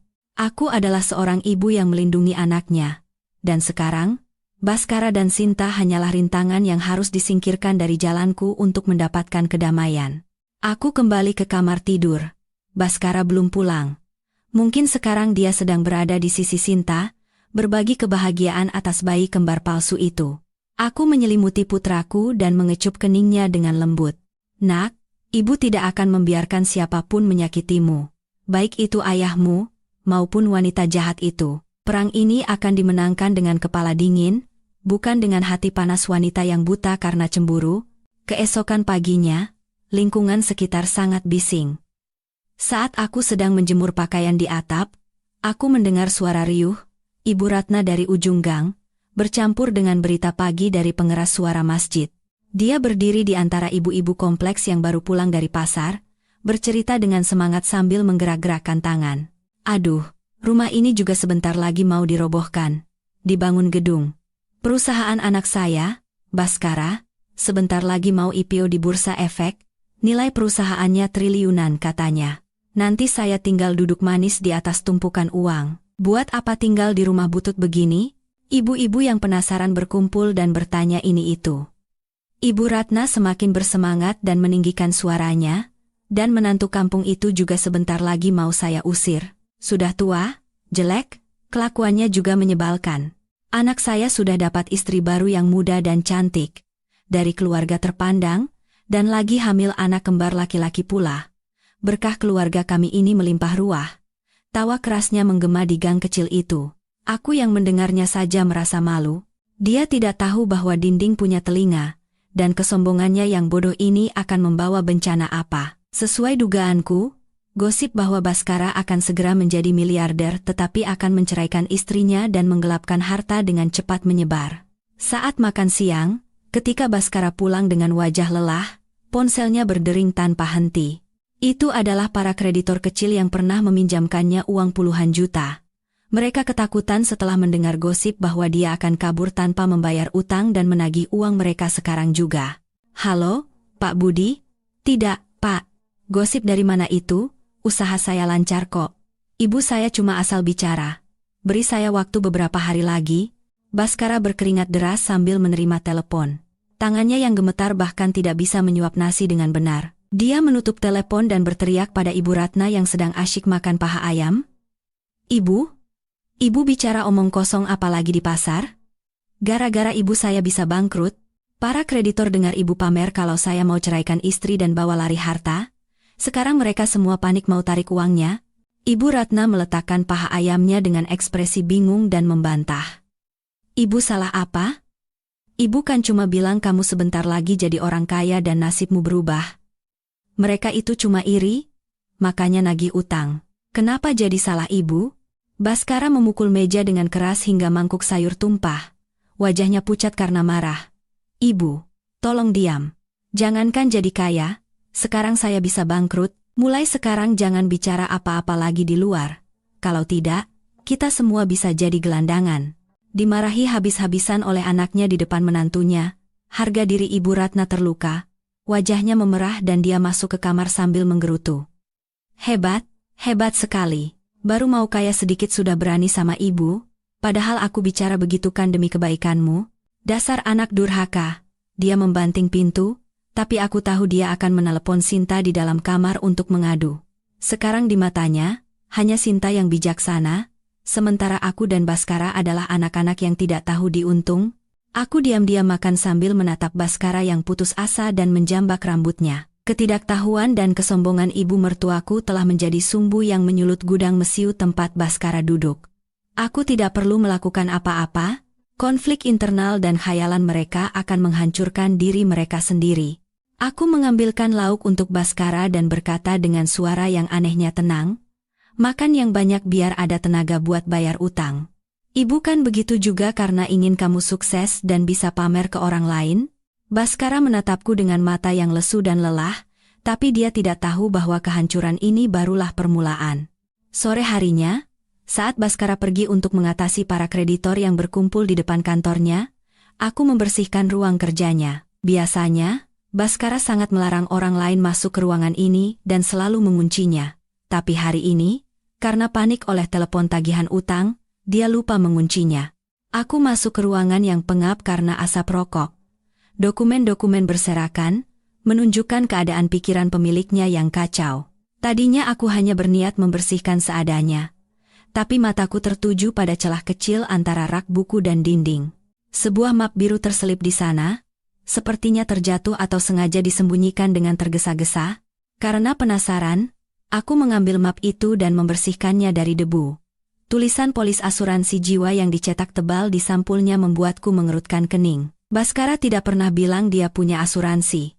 Apalagi di saat ekonomi sulit seperti ini. Aku membuka polis itu dan hampir berteriak melihat angka yang tertera di kolom uang pertanggungan, 20 miliar rupiah. Jumlah yang sangat besar, cukup untuk melunasi semua utang Baskara dan masih bersisa banyak. Tapi bukan uang pertanggungan yang membuat punggungku merinding dan bulu kuduku berdiri, melainkan kolom penerima manfaat. Di sana, tidak ada namaku, nama putraku, atau bahkan nama Ibu Ratna. Yang tertera adalah nama perusahaan cangkang lain milik Pak Harjo yang diperingatkan oleh detektif, Cahaya Investama Sejahtera. Aku membaca klausulnya dengan teliti. Kontrak ini dibuat 3 bulan lalu dengan premi yang sangat tinggi. Terutama ada klausul khusus yang menyatakan bahwa jika tertanggung meninggal karena kecelakaan, uang pertanggungan akan dibayarkan 2 kali lipat. Tanganku bergetar seperti daun ditiup angin. Polis itu jatuh ke lantai. Mengapa Baskara mengambil asuransi sebesar ini dan menunjuk perusahaan Pak Harjo sebagai penerima manfaat? Skenario mengerikan terbayang jelas di kepalaku seperti film horor. Pak Harjo dan Sinta tidak hanya berniat memanfaatkan Baskara untuk mencuci uang atau merebut perusahaannya. Mereka menyiapkan akhir yang jauh lebih kejam. Ketika perusahaan Baskara bangkrut atau nilai gunanya habis, akan terjadi sebuah kecelakaan. Baskara akan mati, membawa semua rahasia pencucian uang ke liang lahat. Dan Pak Harjo akan dengan tenang menerima uang pertanggungan raksasa untuk menutupi investasi mereka. Suamiku, Baskara yang serakah dan bodoh itu, secara harfiah sedang digemukkan untuk disembelih. Dia mengira sedang bekerja sama dengan orang besar untuk bisnis besar. Padahal sebenarnya dia hanyalah babi kurban. Rasa takut menjalar ke seluruh tubuhku. Aku tidak bersimpati pada Baskara karena apa yang telah dia lakukan pada kami, tapi pikiran bahwa sebuah konspirasi pembunuhan kejam demi uang sedang berlangsung di dekatku membuatku sesak napas. Aku segera memotret seluruh polis asuransi itu, setiap detailnya dengan jelas, lalu aku menyelipkan kembali map itu ke celah rak buku, dan menghapus semua jejak kedatanganku. Aku keluar dari ruangan dan menguncinya. Jantungku masih berdebar kencang. Aku sadar sifat pertarungan ini telah berubah total. Ini bukan lagi pertarungan demi harta atau harga diri. Ini adalah pertarungan untuk melindungi nyawa dan keselamatan dari iblis berwujud manusia. Aku harus lebih waspada dari sebelumnya, karena orang yang merencanakan pembunuhan tidak akan segan-segan melakukan apapun jika kami menghalangi jalan mereka. Setelah menemukan polis asuransi jiwa yang berbau kematian itu, aku sadar aku tidak bisa lagi berjuang sendirian. Kekuatan seorang wanita yang baru melahirkan tidak akan cukup untuk melawan kekuatan gelap dan kejam seperti Pak Harjo. Aku teringat kartu nama emas milik Ibu Widya. Istri investor strategis yang malam itu bisa melihat semua kepalsuan. Dia bilang, "Kita sesama perempuan harus saling bantu." Kalimat itu bagaikan tali penyelamat yang harus kugenggam. Aku menarik napas dalam-dalam untuk menenangkan jantungku yang berdebar kencang, lalu dengan tangan gemetar aku menelepon Ibu Widya. Kami sepakat bertemu di sebuah kedai teh tradisional yang tersembunyi di gang yang tenang untuk menghindari mata-mata Pak Harjo. Pertemuan itu berlangsung di ruangan yang dihiasi aroma dupa yang lembut dan alunan musik meditasi yang tenang. Suasana yang sangat kontras dengan badai di dalam hatiku. Ibu Widya tiba tepat waktu. Mengenakan kebaya beludru ungu, dia tampak anggun namun memancarkan ketajaman seseorang yang sudah makan asam garam kehidupan. Dia duduk di seberangku dan menyesap teh melatinya. Tatapannya menyelidik, namun penuh simpati. Kamu mengajak bertemu mendadak begini. Pasti ada sesuatu yang tidak beres. Apa ini ada hubungannya dengan Baskara? Waktu itu juga kulihat dia pura-pura bahagia. Aneh sekali. Aku tidak membuang waktu. Aku meletakkan ponselku di atas meja, dengan layar terbuka menunjukkan foto-foto rekening koran dan polis asuransi jiwa, lalu mendorongnya ke arah Ibu Widya. Ibu Widya. Saya tahu Bapak akan berinvestasi di perusahaan suami saya. Saya tidak ingin Bapak dan Ibu tertipu, dan saya juga ingin menyelamatkan nyawa anak dan saya. Suaraku bergetar, tapi tatapan mataku tegas. Ibu Widya mengambil ponsel itu. Awalnya dia mengerutkan kening, tapi semakin dia membalik foto, wajahnya semakin muram. Tangannya yang mengenakan cincin giok mencengkeram ujung meja dengan erat. Ketika dia melihat aliran dana ke perusahaan cangkang Pak Harjo dan klausul asuransi jiwa yang mencurigakan, napasnya menjadi berat. Dia yang sudah bertahun-tahun malang melintang di dunia bisnis bersama suaminya, cukup paham arti dari angka-angka ini. Suamiku sedang dijadikan kurban dalam skema pencucian uang dan penipuan investasi besar-besaran, dan korban berikutnya adalah dia dan suaminya. Ibu Widya meletakkan ponsel itu, melepas kacamatanya, dan mengelapnya. Suaranya menjadi sangat serius. Aku tidak menyangka masalahnya separah ini. Kukira Baskara hanya pria tidak dewasa yang suka selingkuh. Tidak kusangka dia terlibat pencucian uang mafia. Kamu tahu kan, kalau bukti-bukti ini terungkap, suamimu bisa membusuk di penjara seumur hidup? Aku mengangguk. Air mata serasa mau tumpah, tapi aku menahannya. Saya tahu, Bu. Saya juga benci sekali padanya. Tapi saya tidak bisa membiarkannya mati. Dan saya tidak bisa membiarkan keluarga saya ikut terseret ke dalam lumpur ini. Saya punya permintaan pada Ibu. Bukan untuk membelanya, tapi untuk mengungkap siapa dalang di baliknya, agar tidak ada lagi korban lain. Aku menjelaskan rencanaku yang berbahaya tapi satu-satunya kepada Ibu Widya, rencana yang sudah kupikirkan semalaman. Ibu Widya terdiam lama, lalu memegang tanganku yang dingin dan menggenggamnya erat. Baiklah. Aku akan bantu, bukan karena kasihan padamu, tapi karena tidak ada yang boleh menipu suamiku dan aku. Uang kami didapat dari kerja keras, bukan cangkang kerang yang bisa dipermainkan oleh bajingan seperti mereka. Lanjutkan rencanamu. Aku akan mengatur pihak investor dan penegak hukum, agar bisa bergerak di saat yang tepat. Saat meninggalkan kedai teh, langkahku terasa jauh lebih ringan. Aku bukan lagi istri yang pasif menunggu kematian. Aku telah mendapatkan sekutu, dan yang terpenting, aku memegang kartu truf yang menentukan.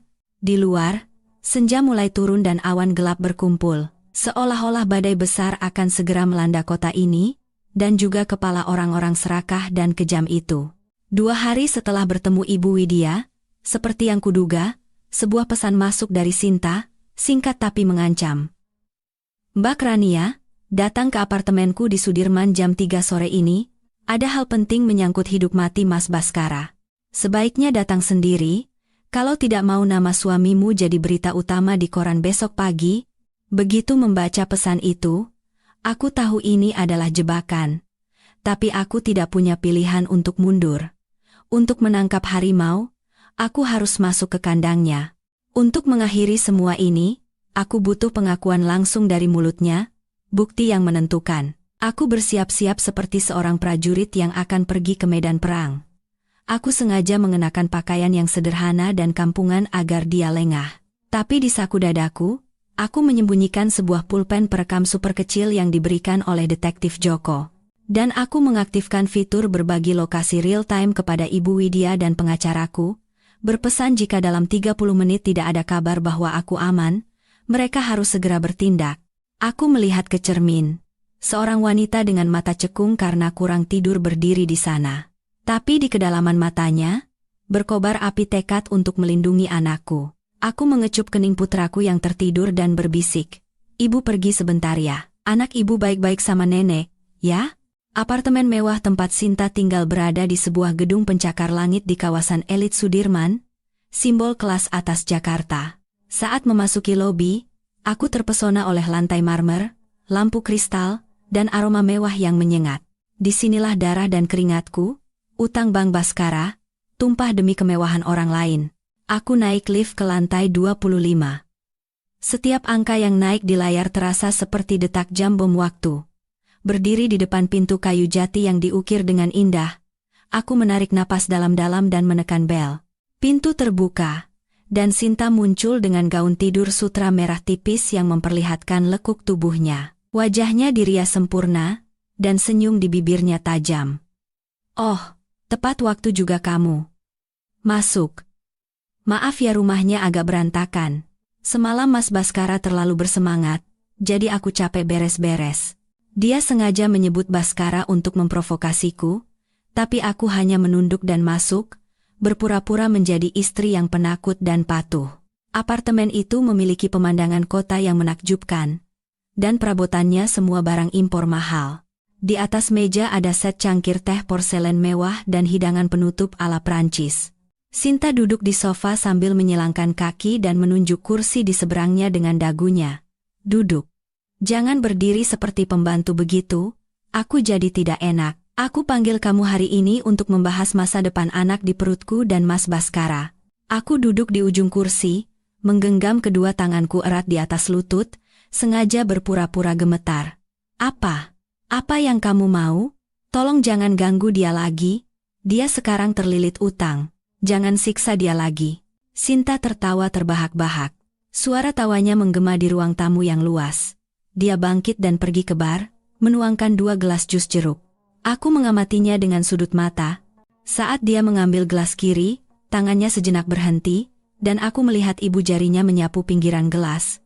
Trik murahan, tapi dia yakin akan berhasil pada wanita kampungan sepertiku. "Tenang dulu, ini jus jeruk segar, baru diperas. Sehat, kok?" Sinta meletakkan jus di depanku, matanya berkilat dengan harapan licik. Aku menatap jus jeruk keemasan itu. Tampak segar, tapi aku tahu apa isinya. Udara di dalam ruangan begitu dingin hingga aku bisa mendengar detak jantungku sendiri. Sinta duduk di seberang, matanya yang tajam berbingkai eyeliner menatap lekat-lekat jus jeruk di depanku. Kegelisahan terlihat jelas di balik riasan tebalnya. Dia tidak sabar dan mendesak, "Minum, Mbak. Kenapa malu-malu? Minum dulu baru kita bicara enak. Kamu gemetaran begitu, nanti aku dikira menyiksa ibu yang baru melahirkan." Dengan tangan gemetar, aku mengangkat gelas dan membawanya ke mulut. Dengan sudut mata, aku melihat serbuk putih yang belum larut sepenuhnya di dasar gelas di antara bulir-bulir jeruk. Aku berpura-pura minum, dan tepat saat bibirku menyentuh gelas, tiba-tiba aku menunjuk keluar jendela dan berteriak dengan suara ketakutan, "Astaga! Di luar balkon ada orang bergantung." Sinta terkejut dan menoleh cepat ke arah yang kutunjuk.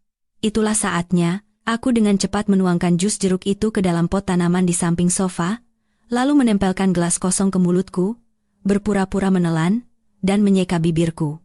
Ketika Sinta menoleh kembali, wajahnya penuh kejengkelan. "Mbak gila ya? Ini lantai 25, siapa yang mau bergantung di balkon? Dasar Nora." Melihat gelasku kosong, senyum puas kembali terukir di bibirnya. Aku meletakkan gelas itu dan mulai berakting. Aku memijat pelipisku dan berkata dengan suara cadel, "Kenapa pusing sekali, ya?" Kepalaku berputar-putar. "Kamu kasih apa di jus ini?" Melihatku terhuyung dan jatuh ke sofa, Sinta tertawa penuh kemenangan. Dia tidak lagi menyembunyikan wujud aslinya. Dia mendekatiku dan menoyor dahiku dengan jarinya dengan jijik. "Kasih apa? Cuma obat senang-senang sedikit. Habis minum ini, perasaanmu akan jadi sangat gembira. Kamu akan merobek bajumu sendiri, teriak-teriak, dan mengamuk seperti orang gila. Nanti aku rekam semuanya dan kukirim ke Mas Baskara dan orang-orang kantornya. Kita lihat saja apa harga dirimu sebagai istri teladan itu masih ada." Sinta terus berbicara sambil tertawa gila. Aku memejamkan mata, berpura-pura pingsan, tapi telingaku waspada mendengarkan setiap pengakuannya. Mengira obatnya sudah bekerja karena aku tidak bergerak, Sinta berjalan-jalan di ruangan, menggumam seperti orang gila yang mabuk kemenangan, si bodoh Baskara itu. Dia pikir aku benar-benar mencintainya? Hah, pria pengecut dan serakah seperti itu.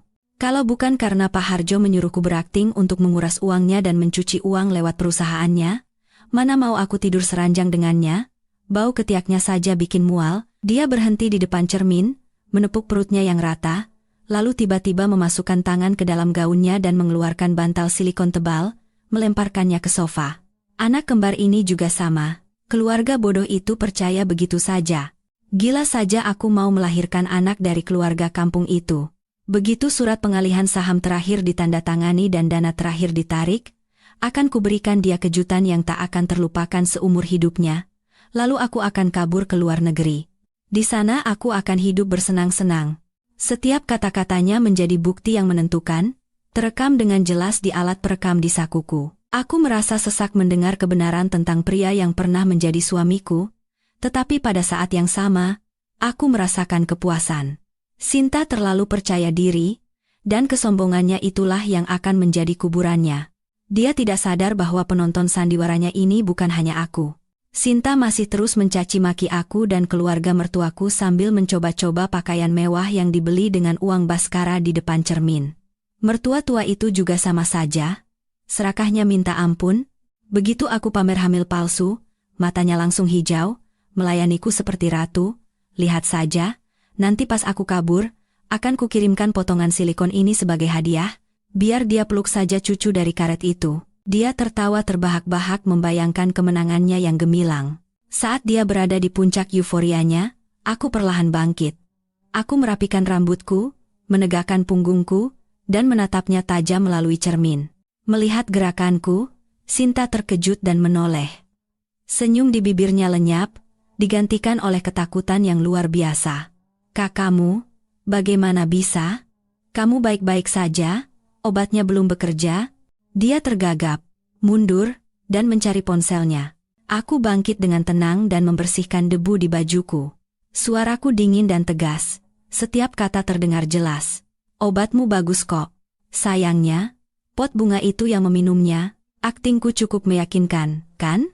Sayang sekali harus berakhir terlalu cepat, Dick. Aku mengeluarkan ponsel yang terpasang dengan cerdik di tasku. Layarnya menunjukkan siaran langsung yang sedang berlangsung di grup pribadi bernama Rapat Umum Pemegang Saham Baskara Development. Aku mengangkat layar itu ke arah Sinta dan tersenyum sinis. "Ayo, sapa dulu penontonmu. Sekarang ada lebih dari 20 orang yang menonton. Para investor besar, dan terutama, Mas Baskara yang sedang menikmati akting hebatmu dari kantornya. Dia pasti sangat terharu mendengar penilaianmu tentang bau badan dan kecerdasannya." Melihat layar ponsel, mata Sinta melotot, wajahnya pucat pasi. Di layar, komentar-komentar mengalir deras. "Gila, ini penipuan nasional. Cepat lapor polisi. Di mana Baskara? Cepat jelaskan." Dia berteriak dan berlari untuk merebut ponselku. "Kau menjebakku. Matikan. Matikan sekarang juga." Tapi aku lebih cepat. Aku mundur menghindarinya dan terus berbicara ke arah kamera dengan dingin. "Semua sudah lihat dengan jelas. Inilah wujud asli wanita simpanan suami saya dan dalang yang menggelapkan uang perusahaan Anda semua. Bukti pencucian uang, penipuan, dan kehamilan palsu semuanya sudah terekam. Baskara, kamu lihat, kan? Kamu dengar sendiri kan apa kata wanita yang begitu kau puja tentangmu dan tentang anak kembar kesayanganmu?" Sementara itu, di kantor perusahaan, Baskara dikelilingi oleh tatapan marah para pemegang saham, terpaku di depan layar komputer. Ponsel di tangannya jatuh ke lantai dan hancur berkeping-keping. Kekasih mungil yang begitu dicintai dan dipujanya kini menunjukkan wujud asli iblis yang menghinanya tanpa ampun. Kebenaran yang kejam itu jatuh menimpa kepala Baskara seperti petir, menghancurkannya sepenuhnya. Sinta kehilangan akal sehatnya. Dia mengambil pisau buah di atas meja dan dengan mata merah berteriak seperti orang gila, "Akan kubunuh kau. Akan kubunuh kau yang sudah merusak rencanaku." Dia berlari ke arahku seperti binatang yang terpojok, tapi aku tidak takut. Aku tahu keadilan sedang menunggu di luar pintu. Tepat saat ujung pisau tajam itu meluncur ke arah dadaku, suara BRAK yang keras terdengar saat pintu apartemen didobrak. Pintu kayu jati itu hancur dan terlempar ke lantai marmer. Sebelum aku sadar, sebuah bayangan melesat masuk seperti badai dan menepis lengan Sinta. Pisau itu menancap dalam di sofa. Itu adalah detektif Joko. Di belakangnya, 2 orang polisi dan pengacaraku mengikuti. Sinta dilumpuhkan di lantai.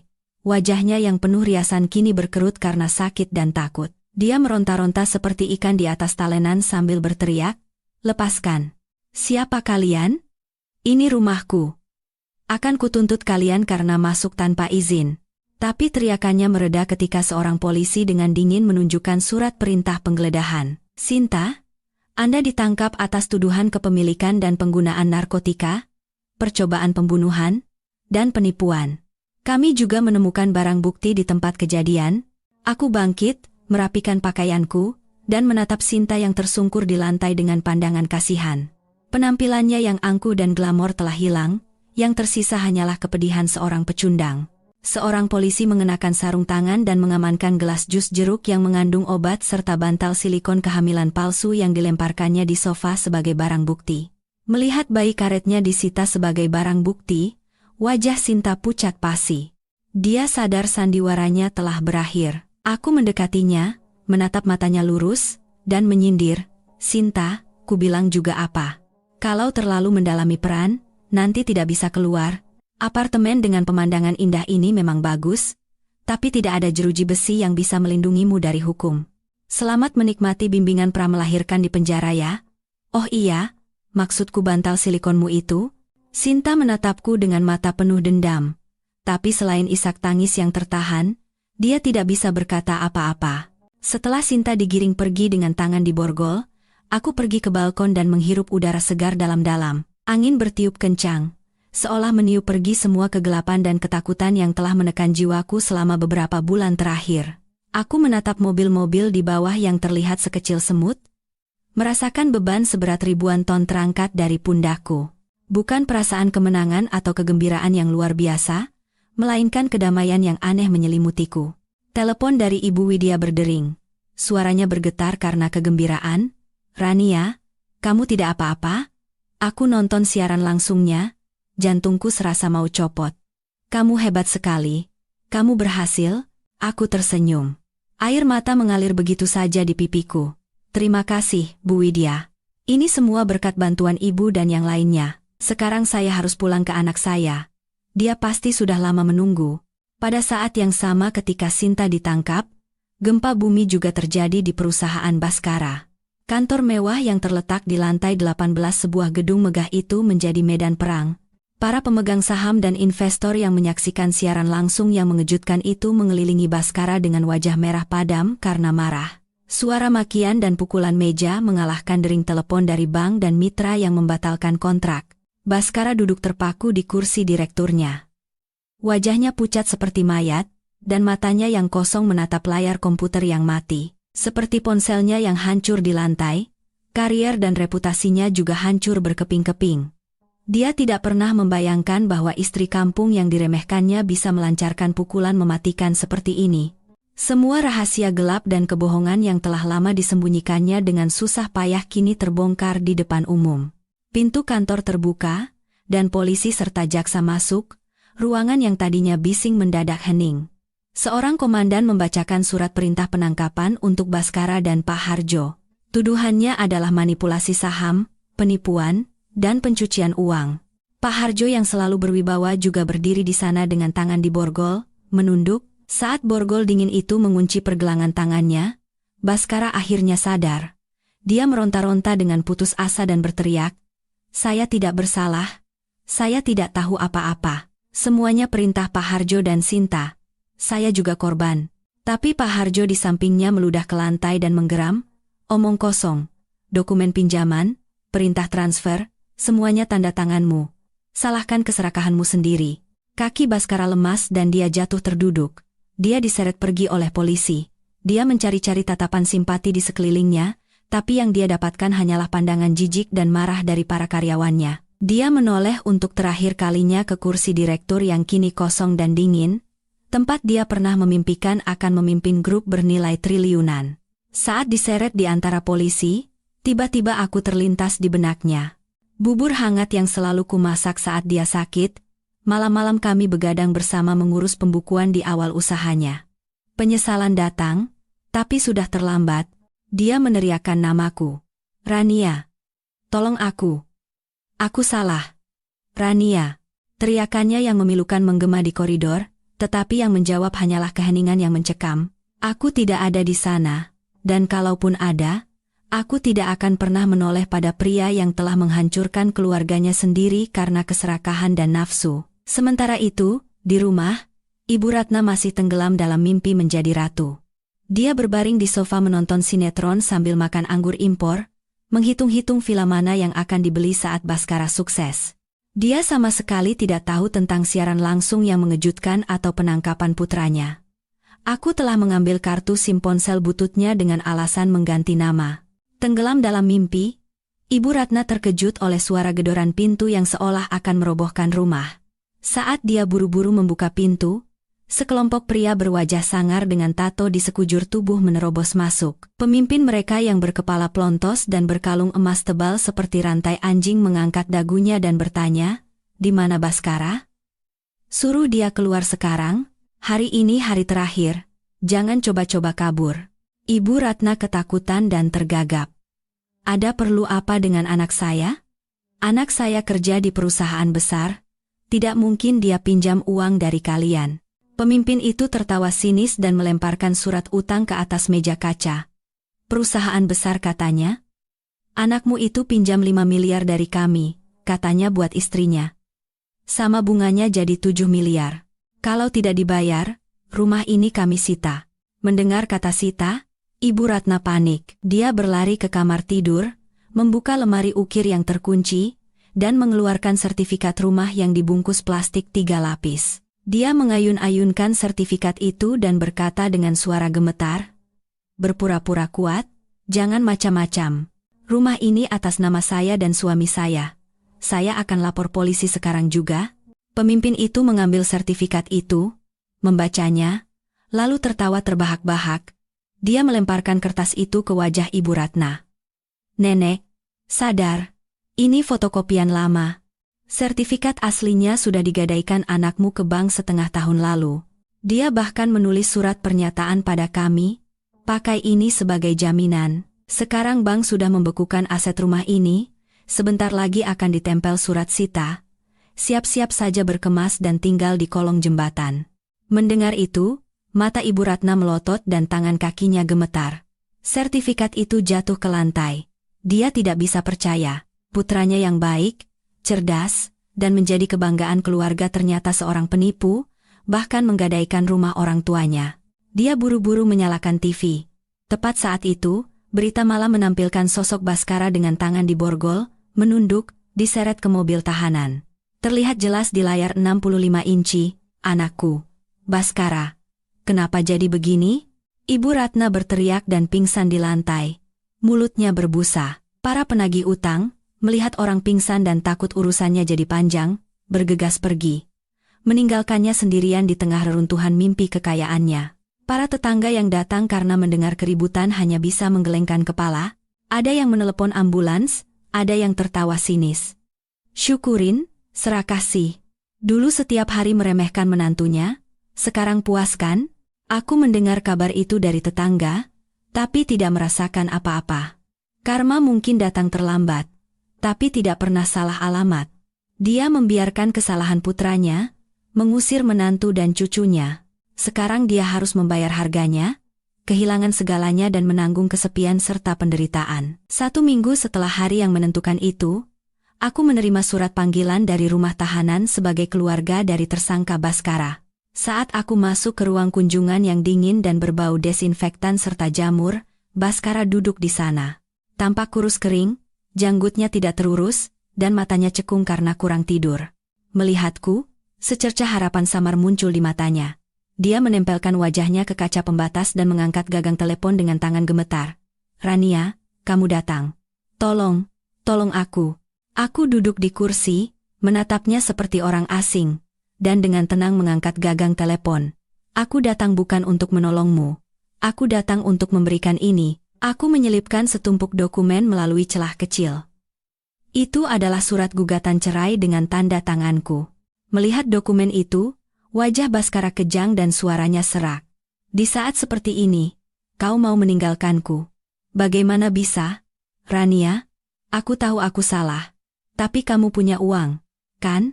Uang yang kuberikan waktu itu. Pakai uang itu untuk menyewa pengacara dan bebaskan aku. Setelah keluar, aku janji kita mulai lagi dari awal.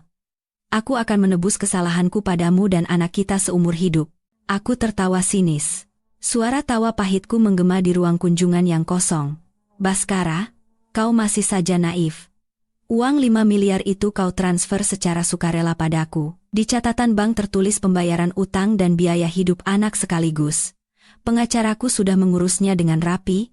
Sekarang uang itu adalah properti sah milikku dan anakku. Tidak ada hubungannya dengan kasus penipuanmu. Apa kau pikir aku akan menggunakan uang anakku untuk menyelamatkan orang yang telah mengkhianatinya? Baskara terperangah. Dia tidak menyangka aku telah merencanakan semuanya dengan begitu matang. Dia berteriak, "Kau menipuku. Perempuan licik. Dari awal semua ini rencanamu, kan?" Aku menatap matanya lurus. Penipu akan bertemu dengan penipu yang lebih ulung. Oh ya, ada satu kabar baik untukmu. Anak kembar yang begitu kau nanti-nantikan itu, hasil pemeriksaan polisi menunjukkan itu hanyalah bantal silikon. Sintamu itu sudah mengaku semuanya, dia tidak pernah hamil, semua itu hanya sandiwara untuk menguras uangmu dan mengendalikanmu. Kabar ini adalah tusukan terakhir yang menembus jantung Baskara.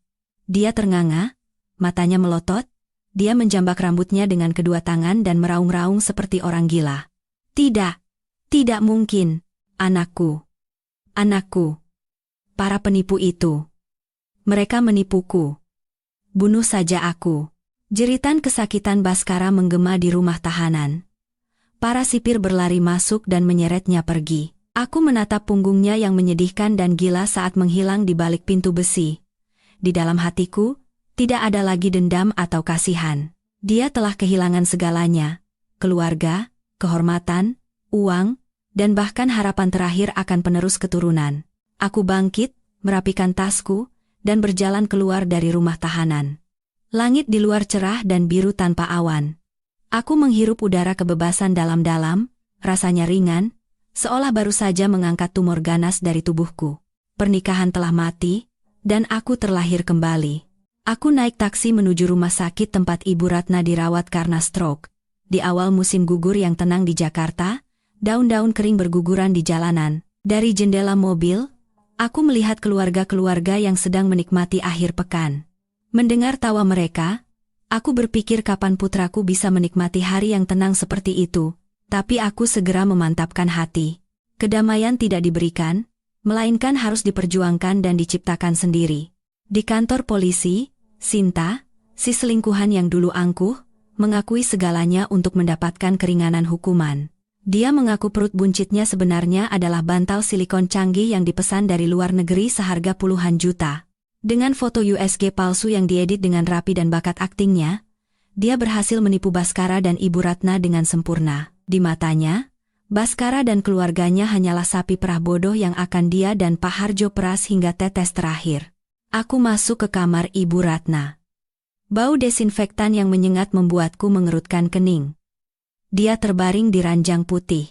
Setelah pingsan karena stroke ringan saat para penagih utang datang, separuh tubuh kirinya lumpuh. Wajahnya miring, dan air liur menetes dari sudut bibirnya, membasahi bantal. Melihatku masuk, secercah kemarahan samar muncul di matanya. Dia secara refleks ingin memakiku, tetapi yang keluar hanyalah suara erangan tak berarti. Aku duduk di kursi di samping ranjang, wanita yang pernah mengusirku dari rumah dan mengejekku karena tidak bisa punya anak kini terbaring seperti sebatang kayu lapuk. Bukan perasaan puas, melainkan kesedihan atas tragedi yang disebabkan oleh keserakahan manusia yang kurasakan. Aku mengeluarkan hasil pemeriksaan polisi dari tasku, dan meletakkannya dengan lembut di atas dadanya. Suaraku rendah dan jelas. Ibu, sebagai menantu, saya datang untuk terakhir kalinya. Saya rasa ibu harus tahu kebenaran ini agar bisa sadar. Cucu kesayangan yang ibu tunggu-tunggu siang dan malam, anak yang karenanya ibu mengusir saya dan putra saya, anak itu tidak pernah ada. Sinta sudah mengaku semuanya. Itu hanya perut palsu dari karet, wanita itu menipu ibu dan bapak untuk merebut harta, dan menjadikan rumah kita sebagai mesin cuci uang mereka. Mendengar itu, mata Ibu Ratna yang tadinya sayu tiba-tiba melotot. Dia mencoba bangkit untuk melihat surat itu, tetapi tubuhnya jatuh kembali ke bantal dengan lemah.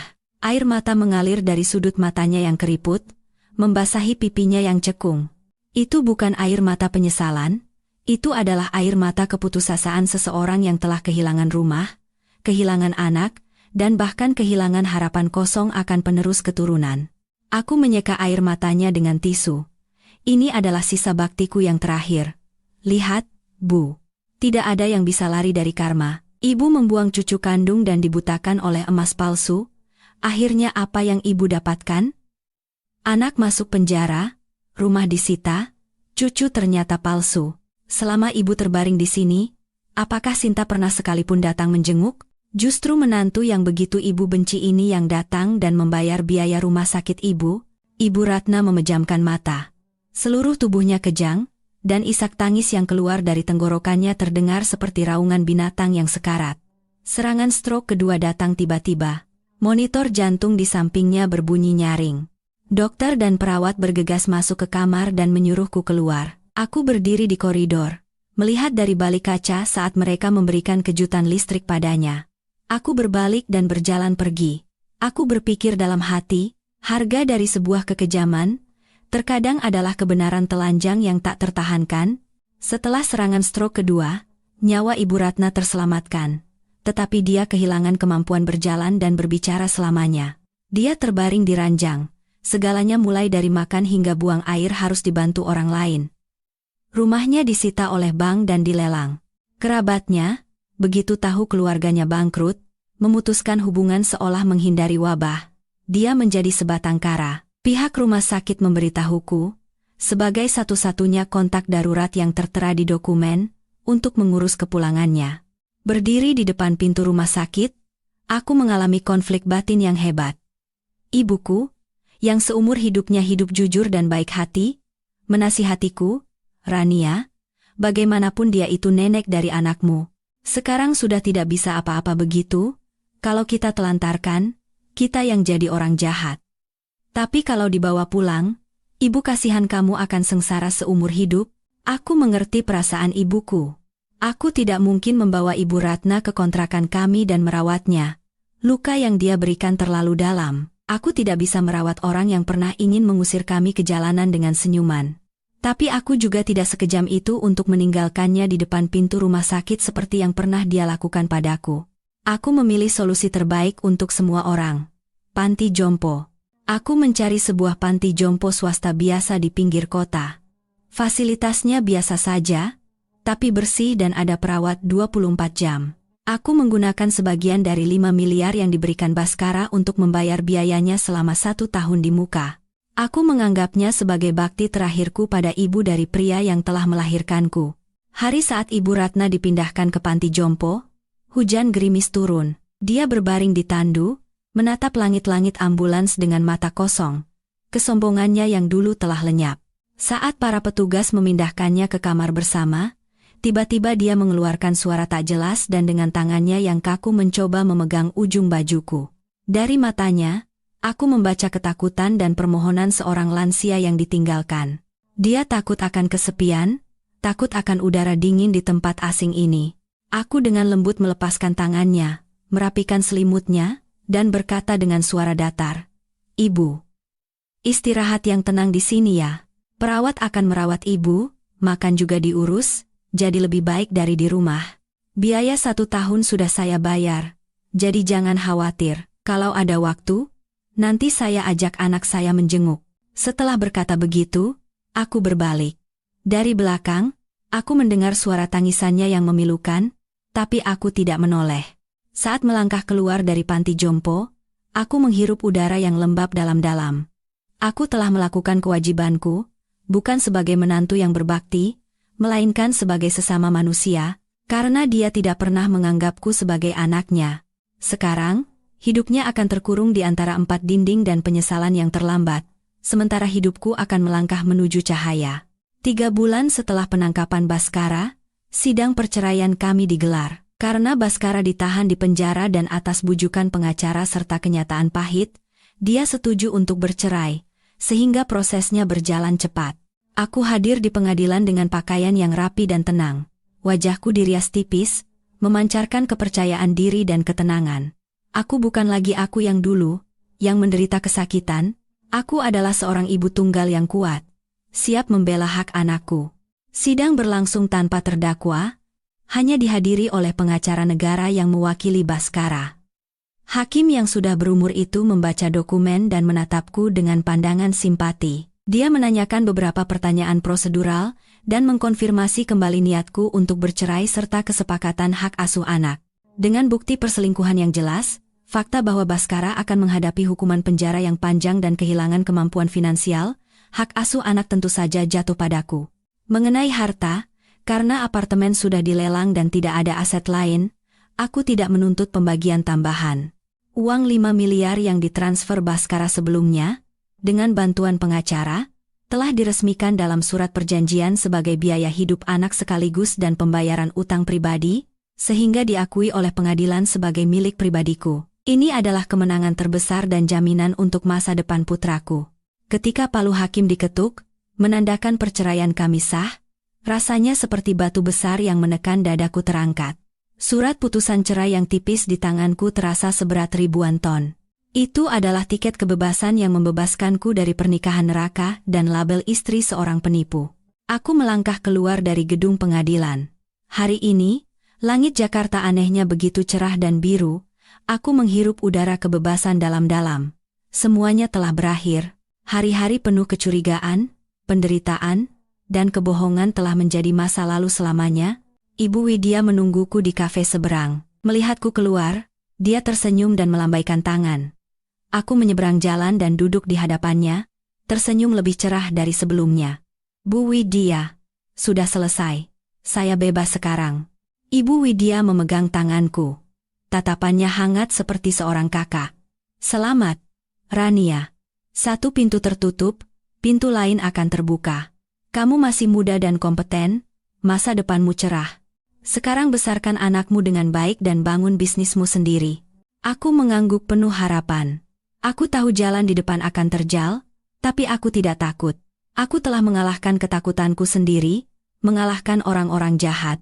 Tidak ada lagi yang bisa membuatku jatuh. 6 bulan kemudian, sidang terbuka kasus manipulasi saham dan penipuan Baskara Development dan komplotan Pak Harjo digelar. Kasus ini menarik perhatian besar media karena skala penipuan dan modusnya yang licik. Aku hadir di persidangan sebagai pihak yang terkait. Duduk di bangku pengunjung, aku diam-diam menyaksikan orang-orang yang pernah menghancurkan hidupku duduk di kursi terdakwa. Baskara tampak kurus kering dan puluhan tahun lebih tua. Rambutnya memutih dan punggungnya bungkuk seperti orang tua.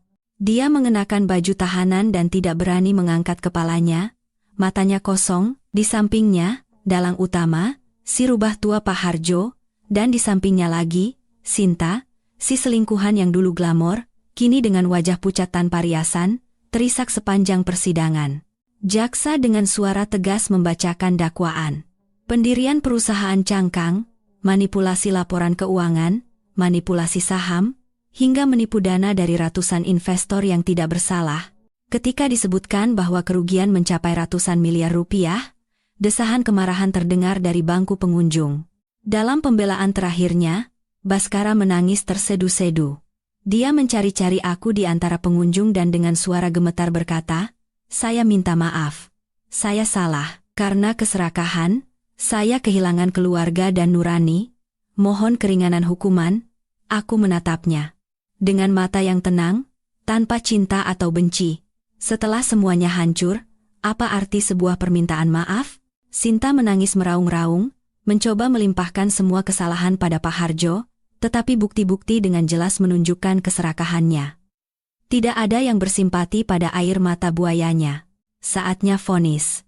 Hakim dengan agung membacakan putusan. Terdakwa Harjo divonis 20 tahun penjara. Terdakwa Baskara divonis 12 tahun penjara. Terdakwa Sinta divonis 7 tahun penjara. Suara palu yang diketuk seolah menjadi titik akhir dari kehidupan orang-orang serakah itu. Aku melihat punggung ketiga orang itu saat digiring oleh polisi ke mobil tahanan, merasakan bahwa keadilan telah ditegakkan. Mereka menabur angin, sudah sepantasnya mereka menuai badai. Badai hukum dan sosial akhirnya reda. Pertarungan selama ini telah membuatku lelah, tetapi sekaligus menempa mentalku sekuat baja. Aku duduk di sebuah rumah kecil di pinggiran Jakarta, tempat aku tinggal sementara bersama orang tuaku. Aku menatap putraku yang sedang belajar berjalan di halaman. Sinar matahari pagi jatuh lembut di rambutnya, menghangatkan hatiku. Aku tidak mabuk kemenangan setelah vonis. Aku memegang aset pribadiku yang diakui oleh pengadilan. Uang 5 miliar, sisa dari perceraian dan harga dari pengkhianatan. Aku memutuskan untuk membangun masa depan baru dengan uang ini. Aku berkata pada orang tuaku bahwa aku akan tetap di Jakarta dan memulai bisnis. Ayahku, yang seumur hidupnya hanya bertani, menghisap rokoknya dalam-dalam dan berkata, "Kalau itu keputusanmu, ayah dukung. Kamu harus bangkit di tempat kamu jatuh. Jangan sampai dicap sebagai pecundang yang lari." Kata-kata ayahku memberiku kekuatan besar. Aku memutuskan untuk memanfaatkan pengalamanku sebagai manajer keuangan dan membuka kantor konsultan keuangan dan pajak untuk usaha kecil dan menengah. Awalnya berat, aku menyewa kantor kecil di sebuah gang, mengecatnya sendiri, dan membeli meja kursi bekas. Aku bekerja seperti orang gila. Siang hari mencari klien, malam hari mengerjakan dokumen, terkadang, sambil menggendong anakku yang sakit, aku membalas email di komputer sambil menahan air mata, tapi mengingat masa laluku yang direndahkan, aku kembali menguatkan tekad. Klien pertamaku adalah kenalan dari Ibu Widya. Berkat kepercayaannya dan kerja kerasku, klienku perlahan bertambah. Aku tidak membangun bisnis semu seperti Baskara. Aku maju perlahan tapi pasti, dengan kejujuran. Setiap kali pulang larut malam dan melihat meja makan hangat yang disiapkan ibuku serta putraku yang berlari menyambut sambil berteriak, "Mama," aku merasakan kedamaian sejati. Aku sadar kebahagiaan bukanlah di rumah mewah berlapis emas, melainkan ketenangan di rumah kecil yang penuh cinta. Waktu berlalu, 3 tahun telah lewat. Kantor konsultanku kini sudah mapan di industrinya, dengan lebih dari 20 karyawan. Aku bukan lagi wanita yang gemetar ketakutan di masa lalu. Di cermin, berdiri seorang CEO wanita berusia awal 30-an yang percaya diri dan mengendalikan hidupnya sendiri. Hari ini, aku memegang kunci apartemen mewah yang baru saja kulunasi, tidak besar, tetapi memiliki balkon yang sejuk menghadap tenggara. Dan yang terpenting, terdaftar hanya atas namaku, Rania. Hasil dari darah dan keringat selama 3 tahun. Sekarang, tidak ada lagi yang bisa mengusir kami ke jalanan. Saat acara syukuran, Ibu Widya, penolong sekaligus mitra bisku, datang. Dia memberikan hadiah lukisan bunga teratai yang indah dan berkata, "Teratai tumbuh di lumpur, tapi tidak ternoda oleh kotoran. Rania, kamu persis seperti teratai itu. Semakin diterpa badai, semakin harum bunganya." Mataku berkaca-kaca.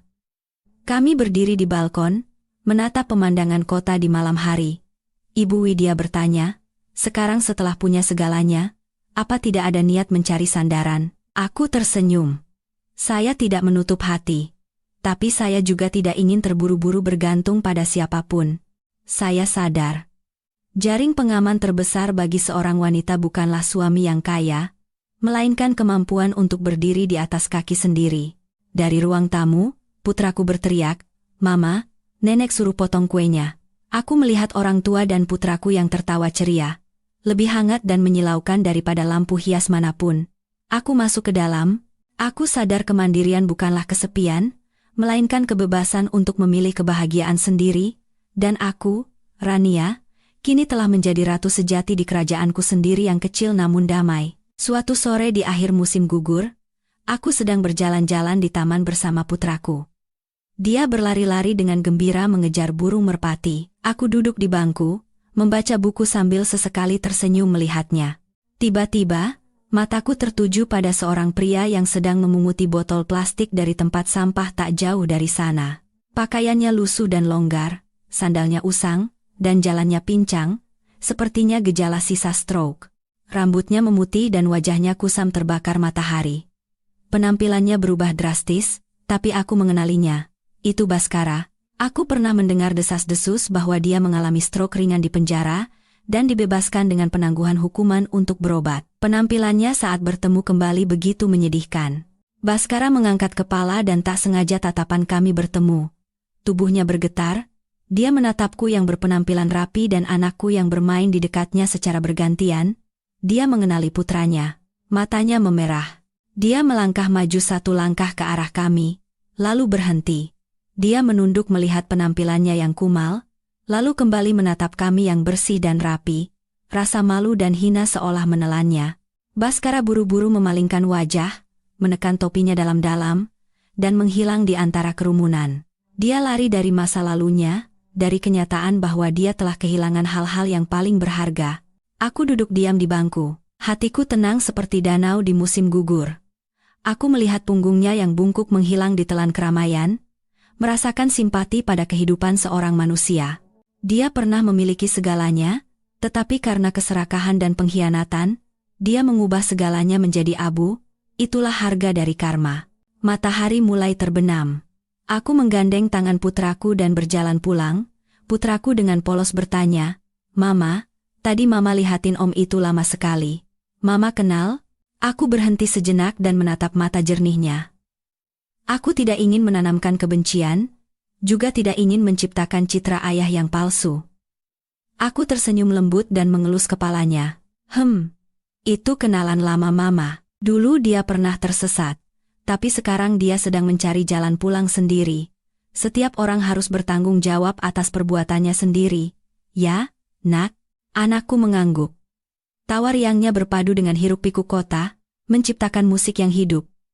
Aku menggenggam erat tangan mungilnya. Dulu aku menderita karena berpikir telah kehilangan keluarga yang utuh, tapi sekarang aku sadar. Keluarga adalah tempat di mana ada cinta dan kedamaian. Keluarga baru kami, dengan cara kami sendiri, adalah keluarga yang paling utuh. Aku telah melewati badai, dan pernah hancur di ujung keputusasaan. Tapi penderitaan itulah yang membentuk diriku sekarang. Aku tidak lagi terikat oleh masa lalu, memaafkan yang sesungguhnya adalah melupakan musuh dan menjalani hidupku sendiri dengan damai. Di bawah cahaya lampu jalan, bayangan kami berdua memanjang dan menyatu. Aku akan terus melangkah maju dengan hati yang penuh harapan. Kedamaian sejati bukanlah di tempat yang tidak ada badai, melainkan menemukan ketenangan hati di tengah badai.